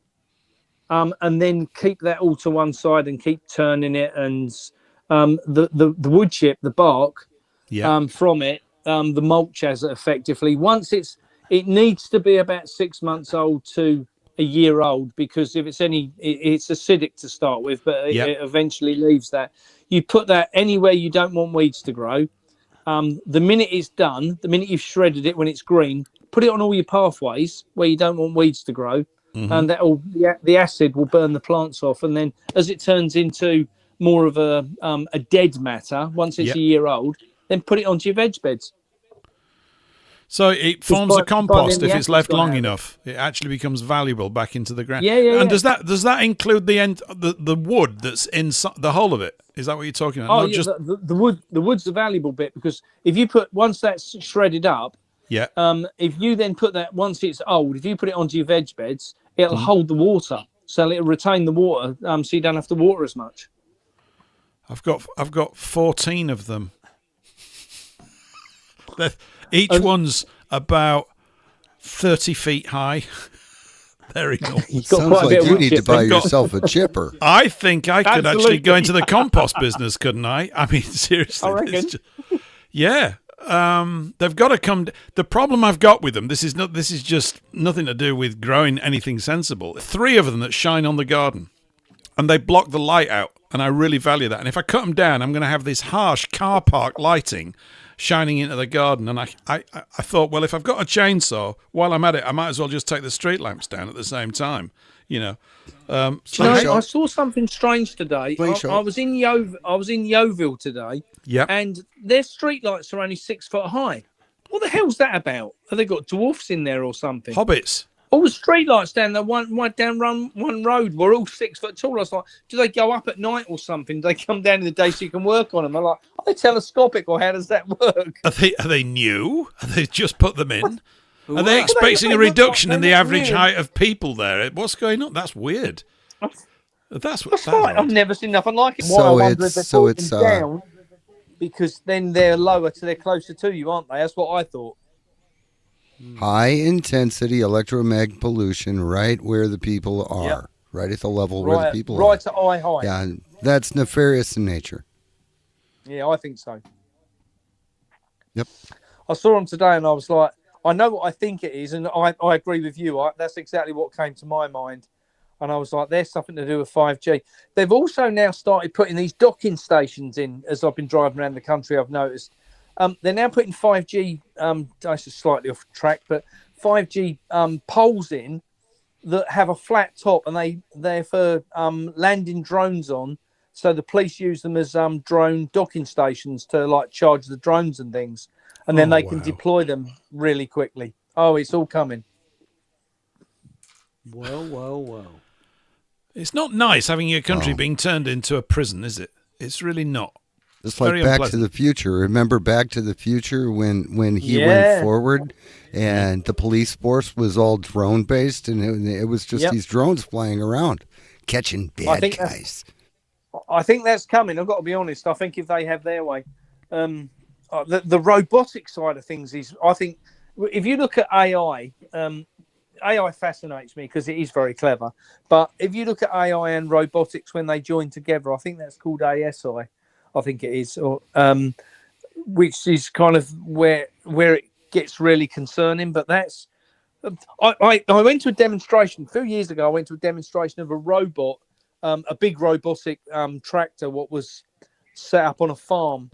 And this thing, you loaded it with seed, you loaded it with water, you loaded it with all your chemicals and everything else. And it went down the field, it rotivated the field, it drilled the field, it weeded the field, everything. This robot it does the whole field, then it just goes back and starts again. It's got all little lasers underneath what shoot and and pretend you're working when you're really on your phone. None of that. I mean, quite from one perspective, it's amazing, right? You know, but it's difficult to sort of see because you know that there's a sting in the tail. I've often thought, you know, the thing like whoever invented the combine harvester put sort of 10 men out of work once that had got going, right? Yeah. All the crop pickers, right? So, 10? well, whatever. Hundreds. Yeah, I know. I mean, it used to. I think something like in the 1500s, it took 20 men working on the land, men and women, to feed 24. So they could feed themselves plus 4 others. So no wonder it was so labour intensive. The problem is that all the people that are being put out of work should be given shares in the companies that are making this equipment. Yeah. Well, why not? Why haven't you got Or stock? we just smash up all the equipment. I mean, Yeah, well, yeah, I mean, we're neo-Luddites, basically. I mean, that's what the Luddites did, didn't they? They just went, hey, we've had enough of this. And so there's definitely that element running around. It's not that the technology itself's bad. It's that it's in the hands of people that are bad. That's the problem with it. well, that's right. And I think that is, at the moment, I think that's the big concern, isn't it? Because, you know, there's so much of this technology that's out there what could, if it was in the hands of the right people, could save vast amounts of time and make real brilliant resources for people. If you take something like Africa, for instance, where, some of these countries where, they're more slightly backward in what they're producing and how they produce, because they're still working very labour intensively. Some of the equipment was out there, like robotics and that, which could make their lives so much easier. And it's just been, as ever. Washing machines now. Oh, you're joking. Really? You joking? Well, you won't you see, that's one of those stories, right? That's one of those stories that's thrown out there that shakes everybody's tree, right? Because it's patently mad, and they don't even need to follow through with it. This is just an example of what I was talking about an hour ago. They just throw it out there. The disturbance it causes is exactly its result. It's just a few words and sentences, but they're marshalled through all these different media outlets, and everybody goes, are they going to do it? Let's talk about it at the pub. I don't want to talk about it. Millipede's obviously a mouthpiece for whatever we want to call the great, blob, the thing behind the whole thing. Yeah. And he's obviously, he's several sandwiches short of a picnic, but that's why they've got him in there. I mean, no, there's never any so coherent rebuttals to these things. Everybody just goes into a panic. You can't do that. And that's the wrong response. It's completely an inappropriate way to respond to that. And they're always throwing these things out that, it's getting daft round here. No, it's not. It's completely by design. It obviously doesn't make any sense. And that's exactly what it's supposed to do to you. Make you go, oh, God. Oh, what next? What are they going to get rid of next? Underpants. Can't do that. It'd be terrible. How are you going to clean your smalls, right? The washing machine's an amazing thing when you think about it. It liberated women more than any other piece of domestic equipment, did the washing machine. I mean, it's just incredible, so... Well, you think when, years ago, back in the 50s, for instance, when we were kids, Mum had I can't think what it was called, like a boiler in the shed. Yeah. Concrete, massive, great big concrete thing with a fire underneath, and it heated the water up, and, they would pound the clothes inside this big metal bucket, and then they'd get them out and put them through a mangle. Yeah. To get the water out, and then they'd go out in the linen line. Well, when you think about a linen line against... My mum was absolutely overjoyed. I don't blame her. But I remember the mangle and the big hot tub of water and washing all my dad's shirts. Oh, look at the odd collar, I should say. All that and rubbing them together and all that kind of stuff. Absolutely. I was right at the tail end of all that. Probably you were too, Eric, as well, I suppose. Sort of see all that kind of stuff. My mum had a, what was it called now? She had an electric mangle, and it's really dangerous. This washing machine. Electric? Parnell. That's it. It was called a Parnell. Yeah. And it was still working when she got rid of it in the 70s. And she missed it when she got rid of it, because this thing was a top loader, not the modern ones. You'd load it at the top. And had this mangle, which was electric. They would never be allowed to sell anything like that nowadays because it was so dangerous. Can you imagine if you had one of them now? They'd be brilliant for making pizza bases, wouldn't they? Yeah. Electric mangle would be they'd be brilliant for making things like that. They would. Yeah. Oh, it certainly would. Yeah. But we probably need to dig up some of these old patents and designs for things like fridges that lasted forever that they won't make anymore. Although I got to say, the fridge is an amazing bit of equipment. You switch it on, you never turn it off, and it just runs and works for decades. It's amazing, really. Yeah. Well, my parents bought one in 1960. Okay. Yeah. I inherited it, and it had been on every day, and I got rid of it about 7 years ago, and it was still working. And the only problem was that the rubber seals around the door. Rubber seals around it. I tried bodging them up. You couldn't get them for love nor money.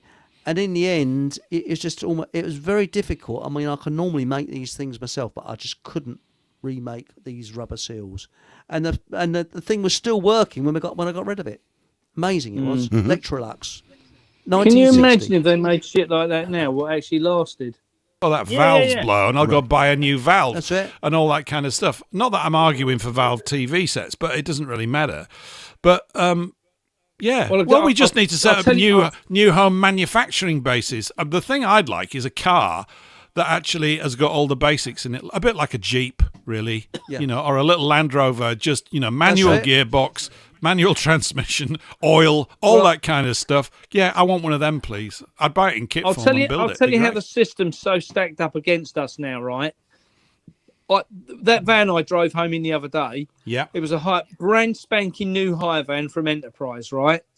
And every time you get within 1 mile of the services on the motorway, it flashes up to tell you that you're feeling tired and you really ought to pull over for a coffee. And then the next thing I see is the service station comes up, and it's like, this thing's programmed in to know where all the coffee stops are, and then tells me I'm feeling tired and I need to pull over for a coffee. I was like, Jesus, they've got this fucking thing stitched up. Well, maybe, you know what we need is, you know those old phones, the ones before the smartphones that were just a mobile phone? Yeah. That can't get all this stuff on. That's really what's needed. I've still got one, actually. I've got a great Ericsson that from about two. It actually was in the James Bond film about 2006. Nokia 32. Nokia Yeah, they're good. 3220. They were the ones. Yeah, we just need those. I mean, you can get them. Phones. You can get them. So I might just get one for phone calls and start getting into using the phone again, as opposed to all this other stuff. I mean, my phone's just an They're extension. only It's like like a 20 laptop, bucks. really. Yeah. The flip phone, Ericsson. When I was at, Billy Silver was has a at, comment in the chat, like from when we were talking about before with the 5G towers that are Yeah. only 6 feet tall. yeah. Those drone docking platforms just need to be made a little sticky, right? They do. Did you see that clip from that? What are those guys that take all the lights down and let them down? And I really think that we're going to have to get to that point of just taking their infrastructure down. We're going to have to do something.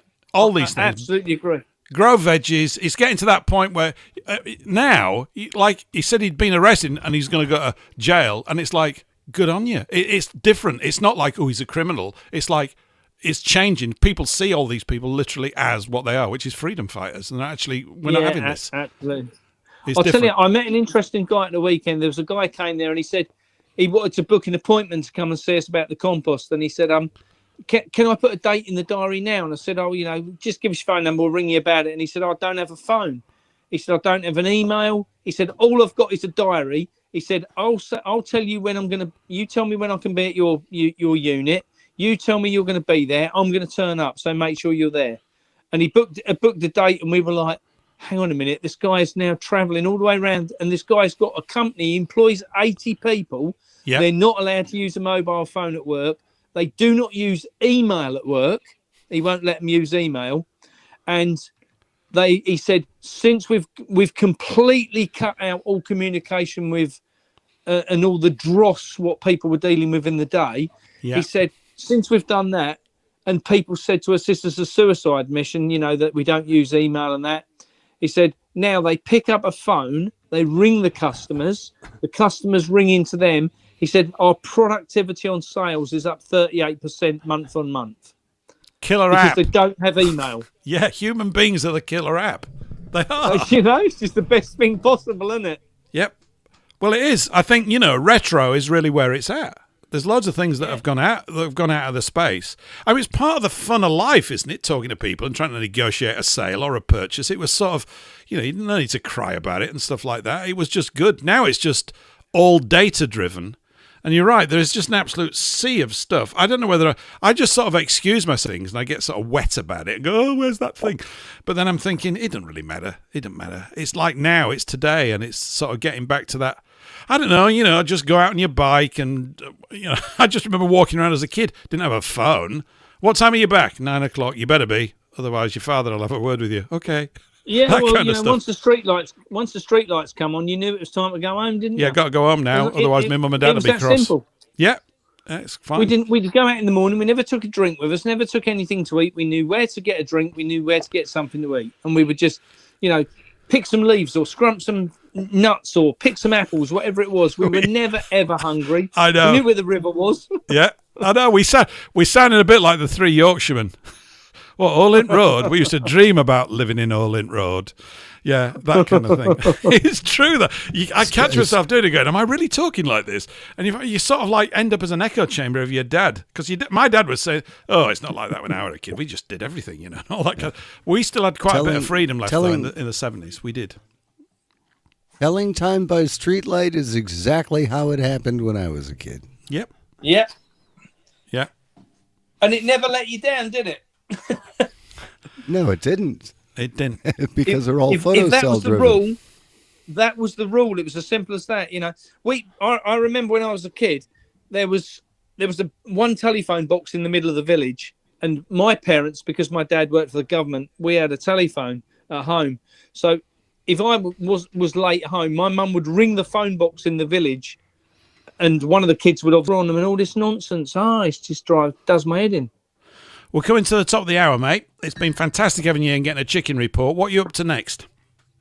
Well, tomorrow I'm building veg beds. I've got about 200 emails to catch up on because I've been away for a week.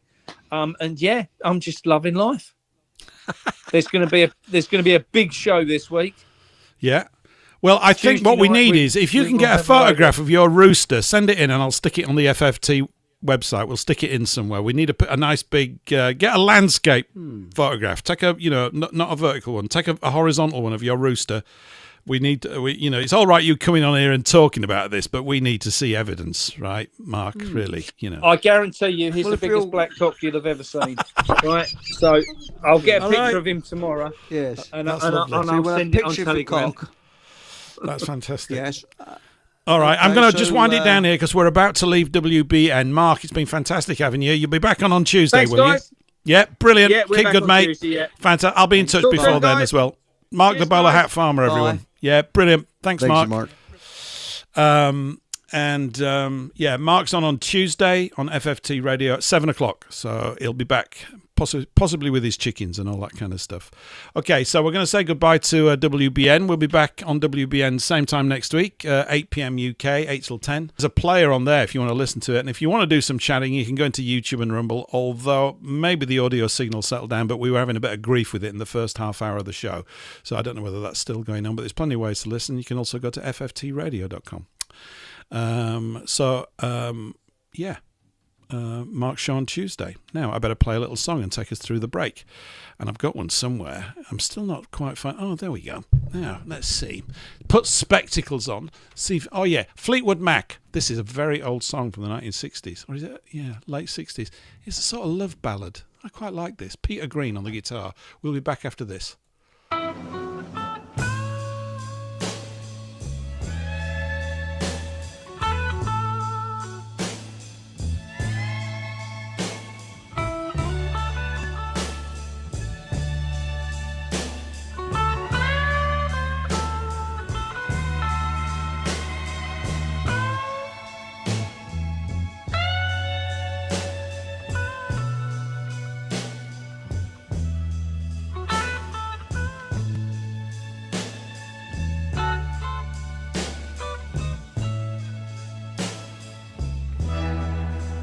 Need someone's hand to lead me through the night. I need someone's arms to hold and squeeze me tight, to feel next to mine. I need someone to stand up and tell me when I'm lying, and when the lights are low and it's time to go, that's when I need your love so bad. So why don't you give it up and bring it home to me, or write it on a piece of paper, baby, so it can be read to me. Tell me that you love me and stop driving me mad. Oh, because I need your love so bad. Need a soft voice that talk to me at night. I don't want you to worry, baby. Bring it to me, because I need your love so bad.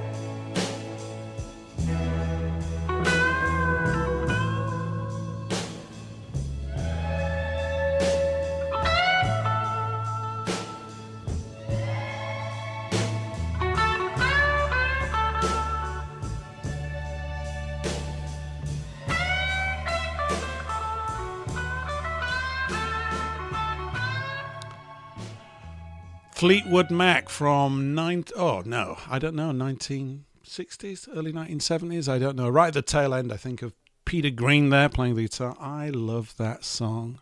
Love it a lot. Used to sing it when I was younger. How about that in a band? Really good. All that kind of stuff. Anyway, speaking of being on the fiddle, we've been joined by our guest for hour 3, Monica Schaefer, and she's here. And your picture's great, Monica. Good afternoon to you and good evening. I'm definitely a gardener. I've always had a garden pretty much all my life. I mean, when we were children, we had a garden and we always had our jobs to do, and weeding and harvesting and processing and chopping and doing everything. And so then, every opportunity that I've had as an adult, I've always had a garden, and I do have a garden where I am now as well. So I grow mostly root vegetables, mostly like potatoes, beets, and carrots. Mm-hmm. But also I have so many berries still in the freezer. What type of berries? The berry. What type? Oh, I've got raspberries. I've got Saskatoon berries. You've probably never heard of them. No, they're very strange and Canadian and weird. Saskatoon berries? What's that? They're the Sound best. very foreign. Oh, hello, Monica. Hello, Eric. Hello. I have a Saskatoon berry bush in my living room. Oh. Oh, way. Where do you live? And a thornless blackberry and a black consort currant and a black chokeberry. I have fruit in my living room. Wow. That's pretty cool. Hasn't fruited yet, but I'm hopeful. So yeah, I know what a Saskatoon berry is. Yeah, right on.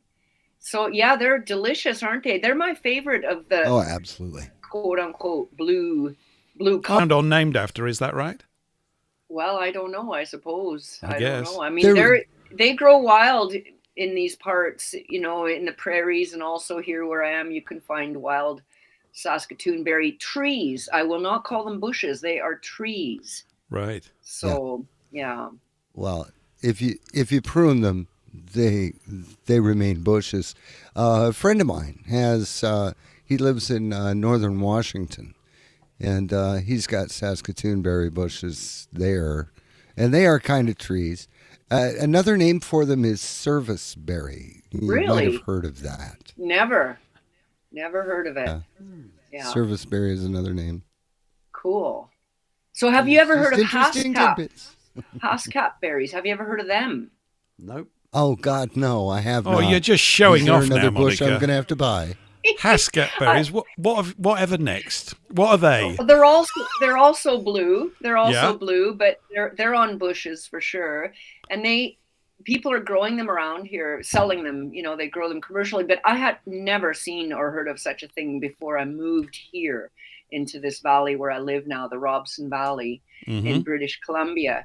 I don't know where they got them from. Maybe they came from the Lower Mainland, near Vancouver, perhaps. But they're on a bush and they're blue, and yeah, another one of those berries. But I have to say, Saskatoons are my favorite. Some people don't like them at all; they find them maybe too strong. But yeah. Can you make jam out of them? Can you make Saskatoon jam? Yes. Oh, yeah, you can make anything out of them, really. I mean, they're just not super sweet. They do have like a little bit, a slightly bitter taste. They're not a super sweet berry, but they kick the literal snot out of blueberries for nutrition. Is that right? Oh, they're very small. Yeah. I like my consort currant bush. and my blackthorn was Consort. yeah, What is that? consort current. You see, the black currant has gotten a really bad rap because Oh, it contains the enzyme that's the companion enzyme to white pine rust. So if you have white pines and a black currant, and they're both growing reasonably close together, then those are the two components to proliferate white pine rust, which is a disease that kills white pine trees. oh, But the black consort currant does not exhibit that behavior. So it's perfectly safe to grow anywhere. And it's just as nutritious and just as yummy as any of the other currant bushes. well, black currants are, well, that's another favorite of mine. I absolutely adore them. I love them. And they're completely different than red currants and white currants as far as the taste go, Yes, don't they you are. think? So what Absolutely are these different. consorts like? Are they more like the black currant and did they look like Yeah, that? they're a black currant. They're an absolute, honest to God, black currant. But they're a strain of black currant that has all the goodies, but none of the evil Okay, attributes. right. All right. I did transplant some black currants into my garden last year. Let's see if they take off this year. Let's Oh, see. good. Some good news Yeah, at no. last. Well, I think we have this classical example of Hegelian dialectic, right? The problem, reaction, solution going on with, perhaps you have it over there too, where they tell us that they would like to protect the children from harmful online stuff, right? Oh, Yep. yeah, we So got they that. want to make age restrictions, which means that they have to prove everybody's age. Now, how do you do that? How are you going to prove people's age? So people kind of just accept this and say, "Oh, isn't that wonderful?" They care so much about children. They want to protect them, from pornography or whatever it is that they're going to find online, or just to not be able to go on certain social media sites until they're 16 or something like that. So people's first reaction would be naturally, yeah, that's good, because really this is really wrecking children that they're on these social media sites. Mhm. Oh yeah, that might be true. However, what's the next step? How do you prove their age, right? I'm sure you can all figure out that they're going to need to do something like, what is it? Like biometrics, digital ID, whatever. This Oh, is yes. just it's just a way to that they, they create they present you with a problem. Take a whole day to drive there, but anyway, a little town, Tumbler Ridge, and they keep referring to a she killed, but it wasn't a she. It was just a mentally ill, deranged guy who was a transgender, and the media play right along with this nonsense, and they keep referring to the woman shooter. Mhm. Anyway, now it just recently popped back into the news, and this is related to what I just talked about with the, you know, digital ID and to prove people's age, this and that. But it's related, but a little bit another online matter. So AI, okay, AI, everybody, is kind of like it takes our breath away how quickly things are rolling out with AI. Although I think it was in place a long time ago, and just now recently it's kind of really come on the scene strongly. But it's all going to be related to the rollout of digital ID, is my opinion. Anyway, the parents of the deceased children, they have launched a class action lawsuit against the AI company that kind of had a heads up. They knew that there was this problem kid. Well, Yep. I don't know if he was a kid or if he was 18 or how old this mentally deranged guy was when he did the shootout. I think he was already 18. But anyway, they had seen stuff that he was looking into that concerned them, but they didn't notify the police. And so now all these parents are suing the AI company. I don't remember which AI company it is, but they're suing the AI company. So Oh, we've lost Monica. where do you think that's going to go? Again, I don't know where I am. I'm right here still. Can you hear me? Anyway, Yeah, we can hear you. folks. I'll Eric, speak to you thanks soon, very much Monica. for tonight. Have a good Thanks. night's kip. Been great having you company. I'm sorry. I'm sorry you're leaving right now, Eric. I've been having I need the Eric laughter fix. I really. Thank you. You'll have to bottle it, Well, we'll Eric, and speak send it soon, over as a Eric. medicine. Yes, right. Because I've got to send you the guest list and that, so I'll pop that Thanks. over to you ASAP. And Yes. excuse me zooming off. I've got an embarrassing car problem. The window winder's gone. Press the button, the thing went bang, and the bloody window came down. So it's stuck up now with gaffer tape. So I've got a window in my car stuck up with gaffer tape. And Nice. I fixed a window many years ago. And I vouch that I'll never ever do one again because my hands were absolutely lacerated right the way through. And on a smart car, this is a particularly difficult one. It's not an easy car to do. So I don't like going to the garage, but I have to with this one because it is such a difficult one, you know. But I do everything else myself.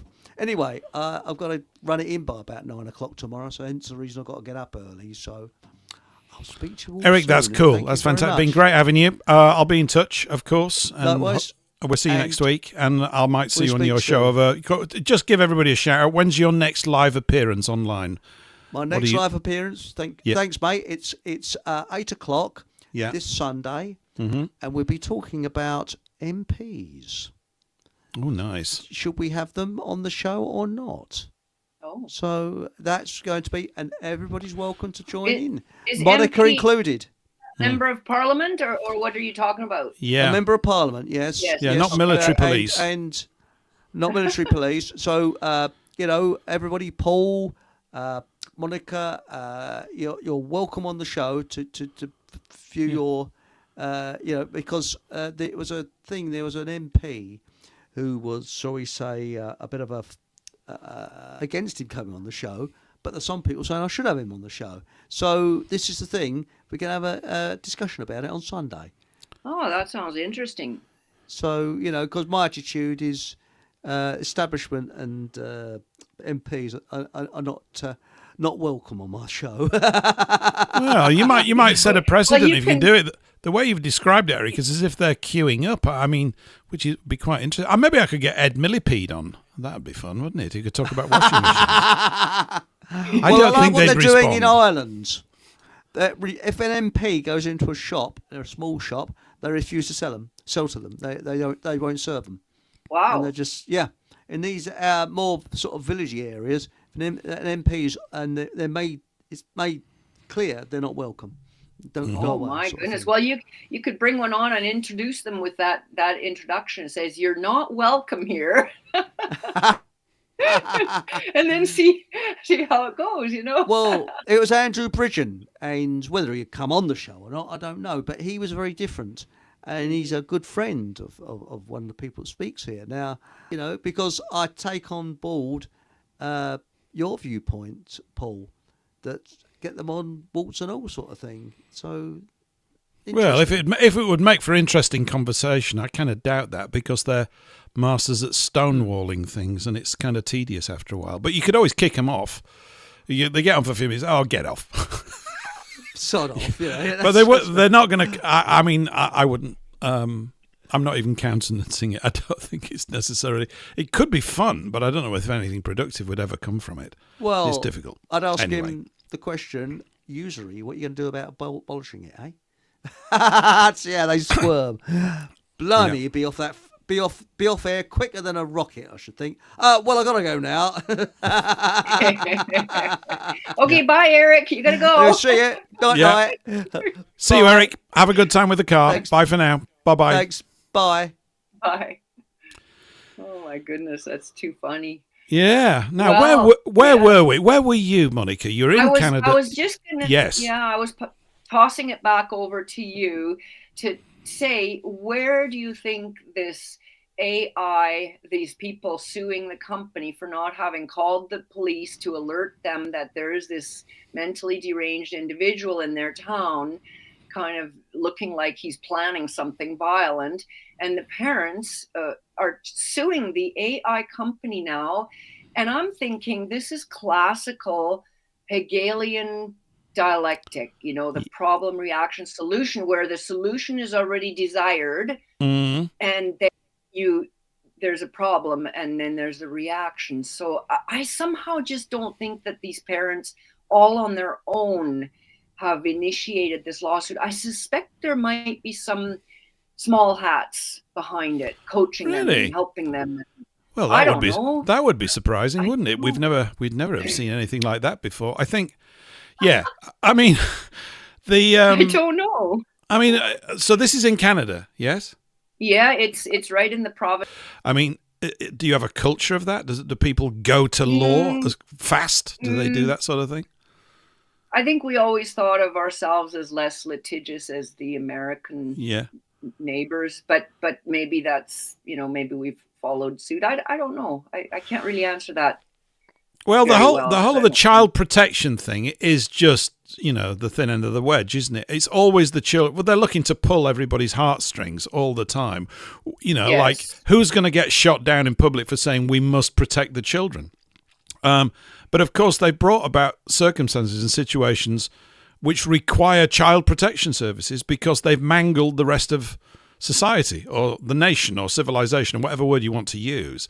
They've created conditions in which these sorts of events can take place. I mean, if you want to stop kids seeing stuff online, you find the people that are producing it and you punish them really heavily, like death maybe. I don't know. I mean, that's probably a bit excessive.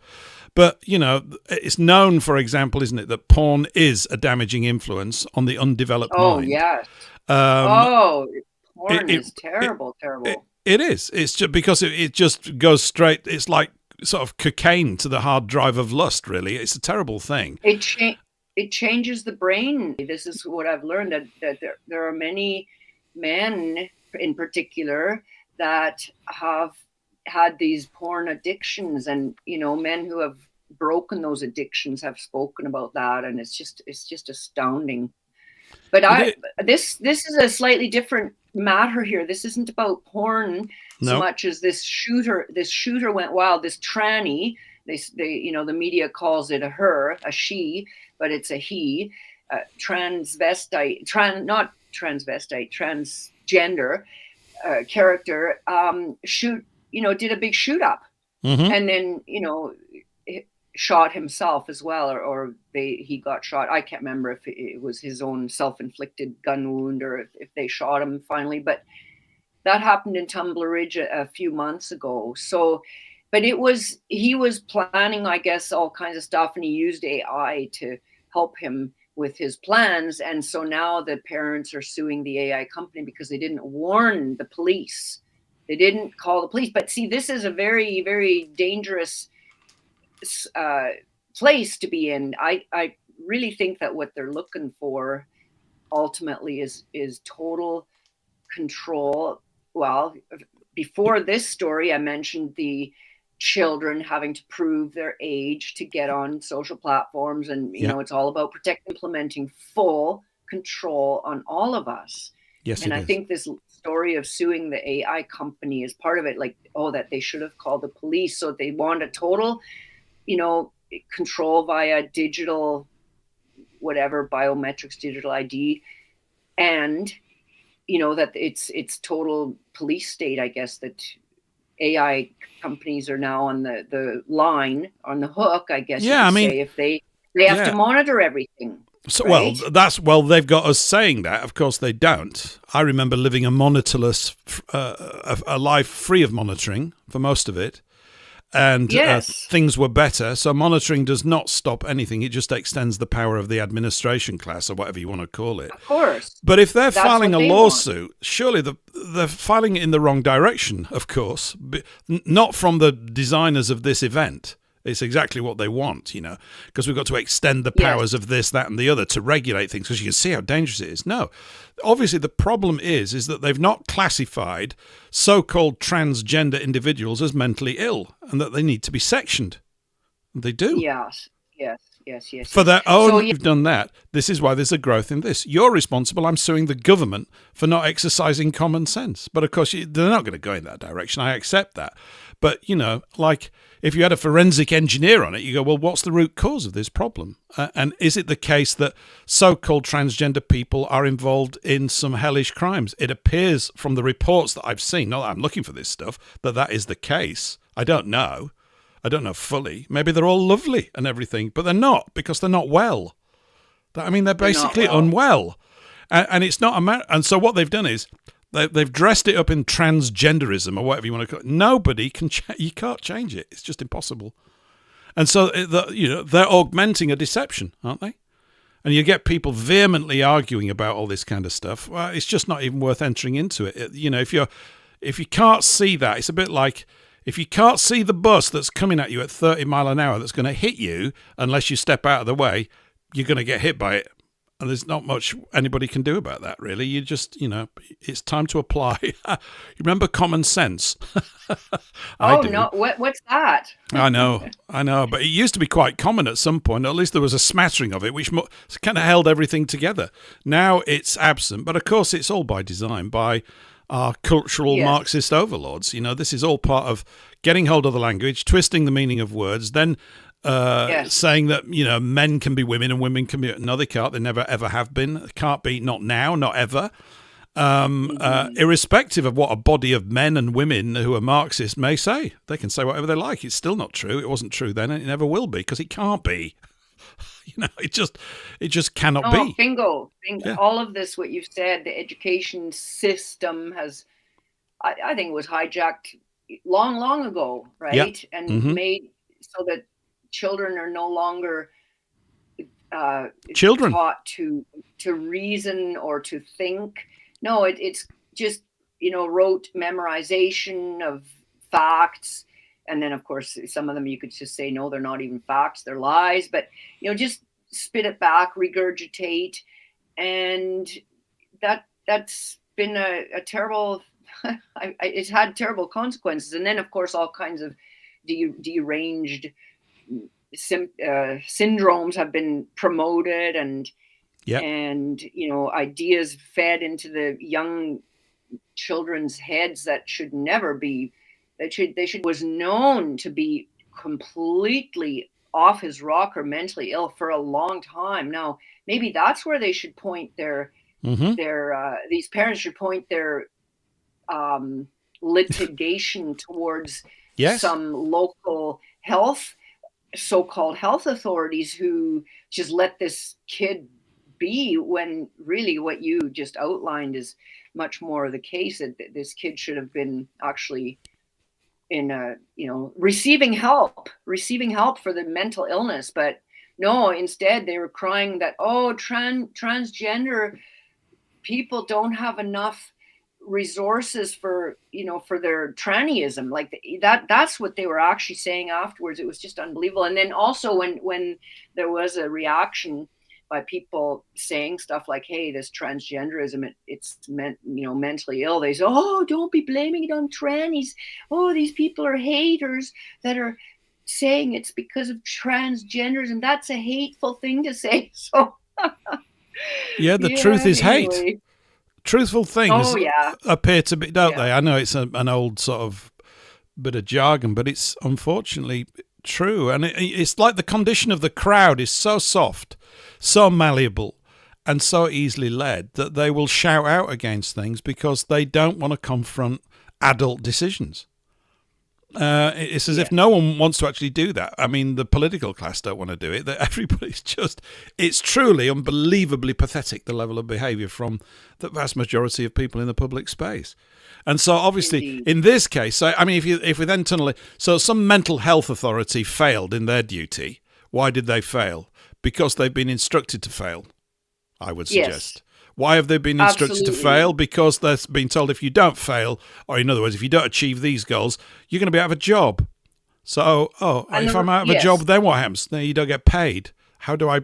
Right, okay. And this is how every single thing is bent out of whack.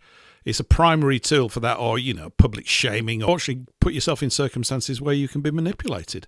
And the sorts of individuals, it seems to me, that go into bureaucracies are prone. They appear to be prone to this sort of stuff. They're regimented in their thinking.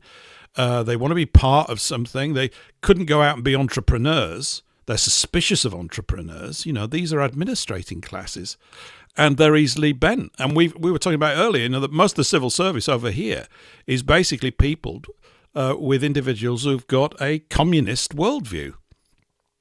I'll give you a piece evidence for what you just said, Paul. Yeah. I've recently found out in British Columbia, 99% of the something like, well, yeah, they were coerced. They were losing their jobs if they didn't, but still that maybe they're not counting the ones that did lose their jobs. I don't know for not taking it, but it seems like a very high uptake rate.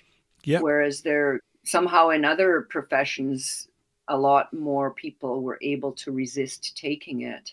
Yeah, I think so. I mean, it's just like, I want to make some sweeping generalizations here because I can't do anything else in a way, but it's as if they are both intelligent. They must have some level of competence to occupy these roles, I assume. It's an assumption on my part.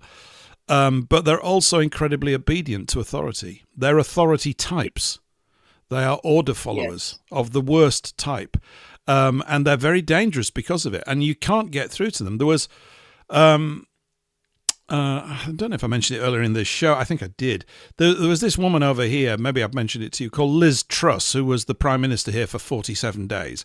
I heard somebody on a show earlier mocking her. Oh, she was only in for 47 days. This is just irrelevant. Why? This is a good sign. People don't maybe read she was only in for 47 days because she actually was going to say something sensible or was saying she did. sensible things. Is that... She did, and I'm not championing her. I don't know everything about her. That's not the point. I just know certain things that she said are absolutely right over the target. And she's said things that someone in power, albeit only 47 days, supposedly at the pinnacle of power in this country, yeah, right,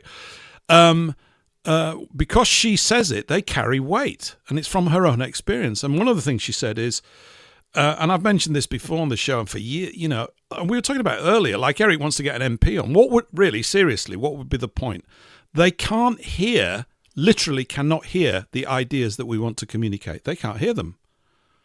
I mean, they can nod, they can pretend that they're hearing them, they can understand the sentences, that's not what I mean, but they're never going to go in because they have a worldview that's literally set in, I don't know, vomit. I was going to say, they haven't had that experience, they don't know what it's like, they know that they don't want it. And so, they're just compliant with a system, I think, that they've never fully examined. And this is because half of them have come out of the university system, which has been tunneled out. It's just been tunneled out, and they're full of seething resentment, and the rich shouldn't really be rich. I think that's all irrelevant. It's not about the rich shouldn't be rich and we'll take it off them. It's to do with what is the system that we live in that's causing this differentiation to such a degree. And nobody makes $1 billion or pounds honestly. It can't be done. Right, you've got to literally have cohorts all over the place clearing the path for you to attain that level of influence or perceived influence, because even when they're there, they haven't got both hands on the steering wheel. There's always somebody else. There's a co-pilot telling them what to do. Yeah. Some of those people, they might actually understand partially what's going on, but they'll make one little compromise because they think, well, maybe I can change things from within and I'll just make this little compromise. And then once they have opened that crack of compromise for themselves, that's it. It becomes a flood. And I don't know, maybe a psychiatrist could analyze that and describe it and explain it, but that's just my opinion that's how it probably works for some of them who do have a little bit of understanding of it, but they just start with one little compromise and then that's it. Then they're basically compromised and they will go on compromising until they become culpable, and they dig themselves in, and they might just start blinding themselves to it. They'll just make all kinds of rationalizations to themselves. I can't help but think that is true for some of them. Yep. Others will be completely culturally Marxified. They will just believe in everything they're doing and go along with the communist agenda. And then there will be others still that are willfully part of the evil gang. They will be knowing it. Absolutely, yeah. There's definitely Yuri Betsmanov spoke of absolutely. Of that, yeah, didn't he? Sometimes the system's followers, the system implementers, will be the first to be shot when they become useless. The useful idiots become useless idiots, and then they are expendable. Now, something you said about the universities, cultural Marxists, and that they've been. You used a word I wasn't familiar with, but anyway, they've been captured. But that would really segue nicely into another thing that I wanted to bring up with you, and that was the universities in Canada. Oh my goodness, the scenes that we are witnessing at the universities are unbelievable. I might have brought this up last time. Is this kind of old and boring? No, it's not old and boring. It's never old and boring.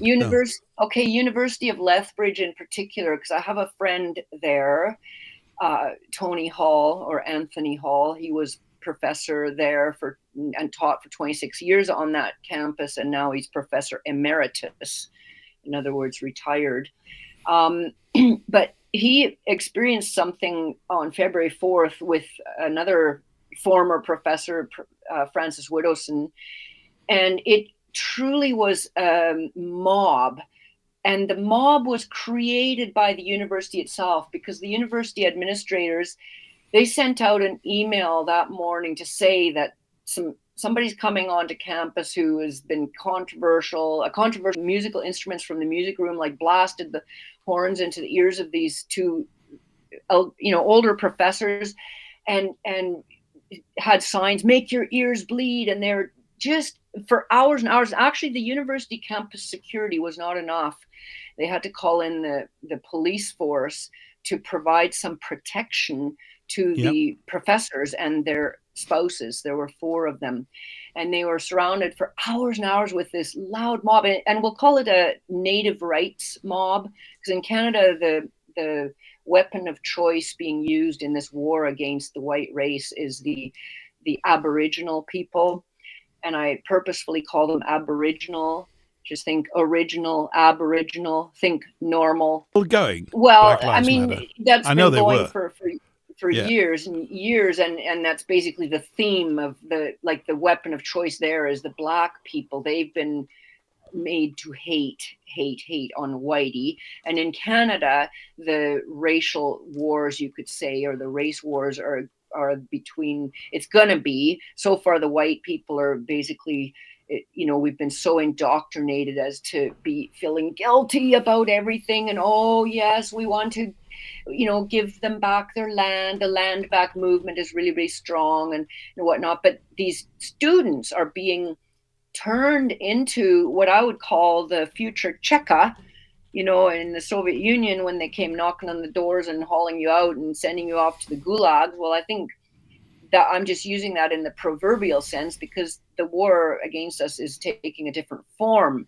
It's the same players behind it and the same playbook, but different form, different way. They're not, it's not going to be off to the gulag and shot and tortured that way, because they're attacking us in other ways.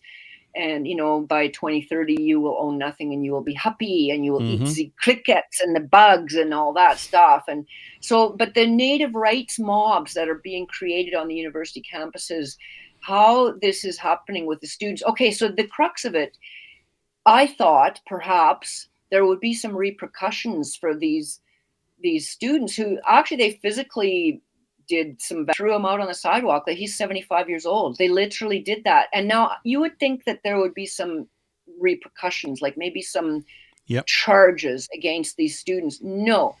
A week later, Professor Leroy Littlebear is his name.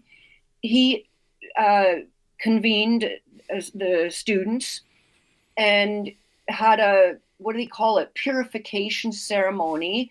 It wasn't to purify themselves of their devious behavior. No, he was praising them. Can you believe it? He was praising them. Yes. The students received praise for their horrid behavior. And on a university campus, where, don't you think that's a place where there should be a free exchange of ideas and talk and dialogue? Because that's what these professors went there peacefully, calmly. They wanted to have a dialogue with the students about, for example, the unmarked graves, and just to raise the question, is there evidence? Have they turned up evidence? Should we be looking at evidence? Should we request evidence? This kind of thing. Well, no, they didn't even have a chance to say anything because they just got screamed at and mobbed at for hours and hours, and until it was finally over. And then the students get praised the following week for their, oh, they did well. They did well. And it was like a purification ceremony to purify the campus of that evil, the professors that dared to come and want to have a discussion and debate. Like, this is happening in universities. Yeah. Now, how does one deal with the likes of Professor Leroy Littlebear? You've got a problem. Yeah, but I mean, it's Parents just need to cancel.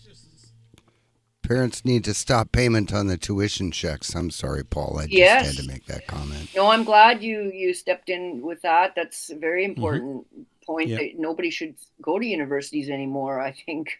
Yeah, I know. I mean, that's really what I was thinking as you were talking. I think, obviously, the fix is in. The whole thing is theatre, designed to unfold in this way. There's a little plan in place for one, just one of these supposedly rebellious events. And the students have been brought into a condition, or they've allowed themselves to be brought into a condition of rank stupidity and hysteria. I mean, it's ridiculous. And going to university, I think we've droned on about it, I have in the past, used to be a sign of requiring somebody who had an aptitude, an intellectual channel, whatever you want to call it, that said this person will really benefit from a university education in physics or engineering or art or whatever it is, because it will augment their already considerable skills and good qualities in this area, and they'll become an asset to the nation. That's what it used to be about, in part. Well, now they're doing social work and gender studies. What kind of a... So the parents are beyond stupid. Society? The parents are beyond stupid. So I suppose, I mean... They're stuck on stupid. So if students are 20 years of age now, in 2026, and they're in there, that means they were born, 2006, that means their parents were probably in their 30s, so they were born about 1975 or something like that. I don't know. Dorkism must have kicked in then, big time. Been captured since a long time, and at first these changes came about gradually, so that we didn't really know. I mean, before I woke up, basically around 2011 is when I started to realize, oh my goodness, we're being deceived on a grand scale. And then from there, the onion layers got peeled and peeled and peeled, learning more along the way, and still learning, right? But still, I would consider myself to have been quite a libtard, retard, but like, just because of all that cultural Marxist education that I also received. And we're about the same age, Paul. So, we've talked about that before. We kind of grew up in the same era, and we were all subjected to it. And, you can talk about the hippie movement. You can talk about the Beatles, the music, the influences that wasn't just coming about organically, naturally. The the generation gap, that's an invented concept. It is to have the youngsters rebelling against their parents, and we're so cool. The guilt that comes with that. I mean, they really a perfect recipe for this is the outcome now. What we're seeing, these university native rights mobs. This is the natural outcome, as well as the tranny, the transgender insanity, and all of this is just absolutely the natural outcome of what has been done by, a certain group of people, that if you criticize them, you're called anti-Semitic. Yeah. Yeah, that's always rolled out. There's been a bit of that as well going on here recently. But I mean, the university thing is key. And I think the whole of the cultural thing that you were addressing is key. That was the beginning of it. After the sort of 50s, then the 60s come along. So you had beatniks, didn't you, in the 50s? Daddy-O and all that kind of stuff, which makes me vomit. I hated that. I can't stand jazz really. To start off with, it's so, to me, that sort of modern jazz stuff is so artificial and mad. But that was the beginning of it. It was you could even go back to jazz, say in the 20s, and so music has been very powerful in shifting sort of the cultural landscape, because it's the thing that reaches most of the peasants most easily. We all need to have a dance on a Saturday night after a long week working in the car factory, whatever people did. And slowly but surely that changed. The lyrics changed by design, and set up this conditioning that, I'm a teenager now. Whereas, as I said before, my dad never was one because they hadn't been invented in the 1930s. It's an invention. Right. Teenagers weren't invented yet. They weren't. There wasn't a teen culture. Right. There just wasn't one. And that's why I think people back then, you've seen yourself later on, but it's taken forever. I sort of feel as though the stuff that we know now, right, in my 60s, I should have known when I was 16. Life would have been very different. But then you think, well, I was 16. I don't know what I'm like. I can't really, it's difficult to sort of recall it all, isn't it? You're so full of beans when you're that age that you can't be bothered to pay attention to too much stuff. I couldn't. Anyway, I had my own ideas about what I wanted to do, and that was that. So I just did them. But so many people now, they're so conformist, are the young. And I'm not picking on them. I'm just saying it's a result of the conditions and circumstances that have been brought about.